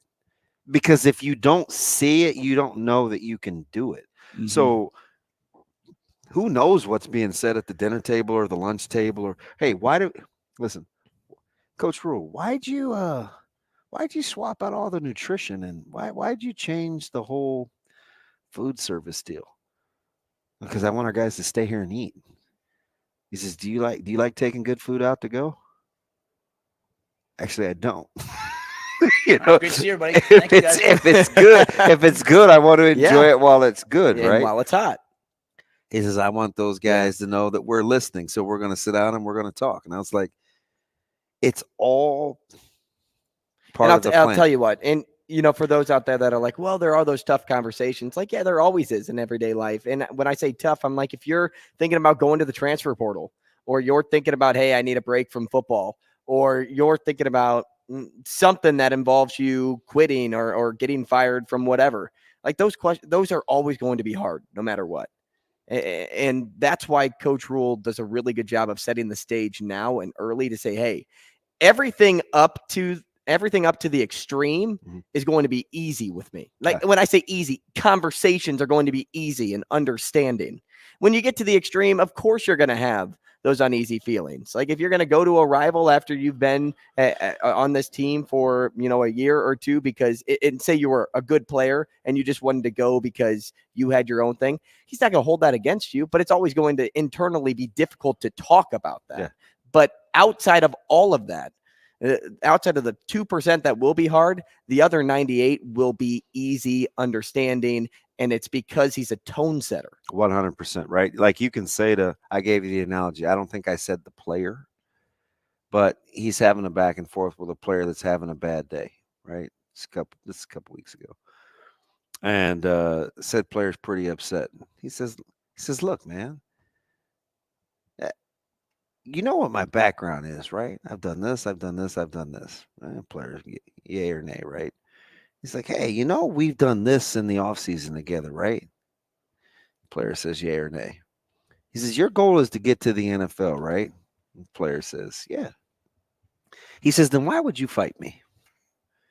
Well, why would you not believe in what I'm telling you? And I like Coach Rule for that reason, because he makes you think. Hey, and so you know what that's going to do? Yourself. Those guys are going to freeze in their tracks. Like, why am I being combative? He's shown me that he's got my best interest at heart, and he knows what he's doing. So why am I fighting this guy? I was like, my jaw dropped, right? Because that's the sweat equity I'm talking about. Do you think that has anything to do with, because the gray jerseys are unique to we'll get into this that season, but do you think that has anything to do with two conversations with AJ, with Rollins? Like, hey, it may not be what, because we've said it, but we've never really like seen it yet. And like the response obviously had to have been good, because he wouldn't be thriving as much on the defensive line in those drills if the response wasn't good. But all of that to say, if you're a player, do you know how that conversation started? Hit me with it. Can you help us out? It's very disarming. What are you going to say as a player? No, it's very disarming, especially if you got a little sweat equity. He knows he's still balling on the offensive side. Hey, man, can you help us out? There's an opportunity. Oh, what do you need? I want to do it all. See, that's the difference between simple and easy. And so Coach will sounds simple, but how many of us really do that? Hey, can you help me out with something? I need some help. So I would hope majority of people would, but when's the last time you heard that? I've put too much faith in society before. It's just, and if you've practiced it and you've modeled it and it's kind of how you've communicated, people know you're legit, man. I had an amazing talk with my superintendent the other day. First time I've opened up about 90% of what I said. He had me in there for 2 hours. I originally went in there for something completely different than where the conversation went. But why, though? Because I trust him, and it was disarming. So then all of a sudden, like all bets are off, right? Because then you're just talking. That's how how those kinds of things happen. You know what Bonner was told last year versus this year versus why he's willing to do it? It's vastly different. I'm not saying one's good and one's bad. I'm saying when you model the behavior and you come across as a certain way in being authentic, it's very disarming in terms of what the players can deal with, right? Like people have a style that gives you an inkling on what you're capable of talking to them about. And I think they want to be as transparent as possible. Again, it sounds like, oh man, that's cool. No kidding. Why doesn't everybody do that? And I would say to yourself, why don't you? Start with you. Just try that, what we've been talking about. See if you can model that during the course of the day and how difficult it is.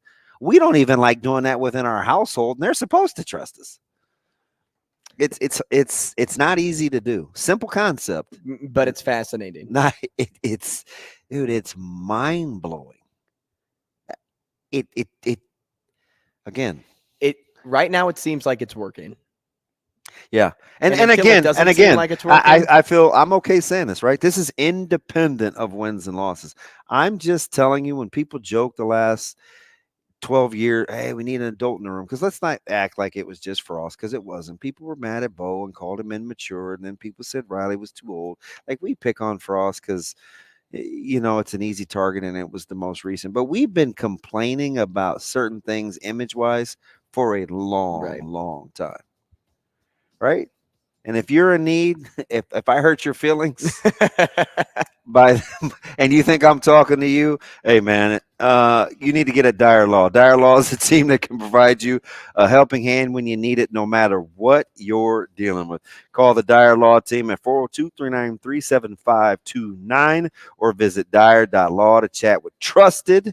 See, you hear that word? Yeah, trusted professionals. Trusted about your personal injury claim. Just don't blame it on ODB. Just tell them I sent you. We trust rule at dyer.law.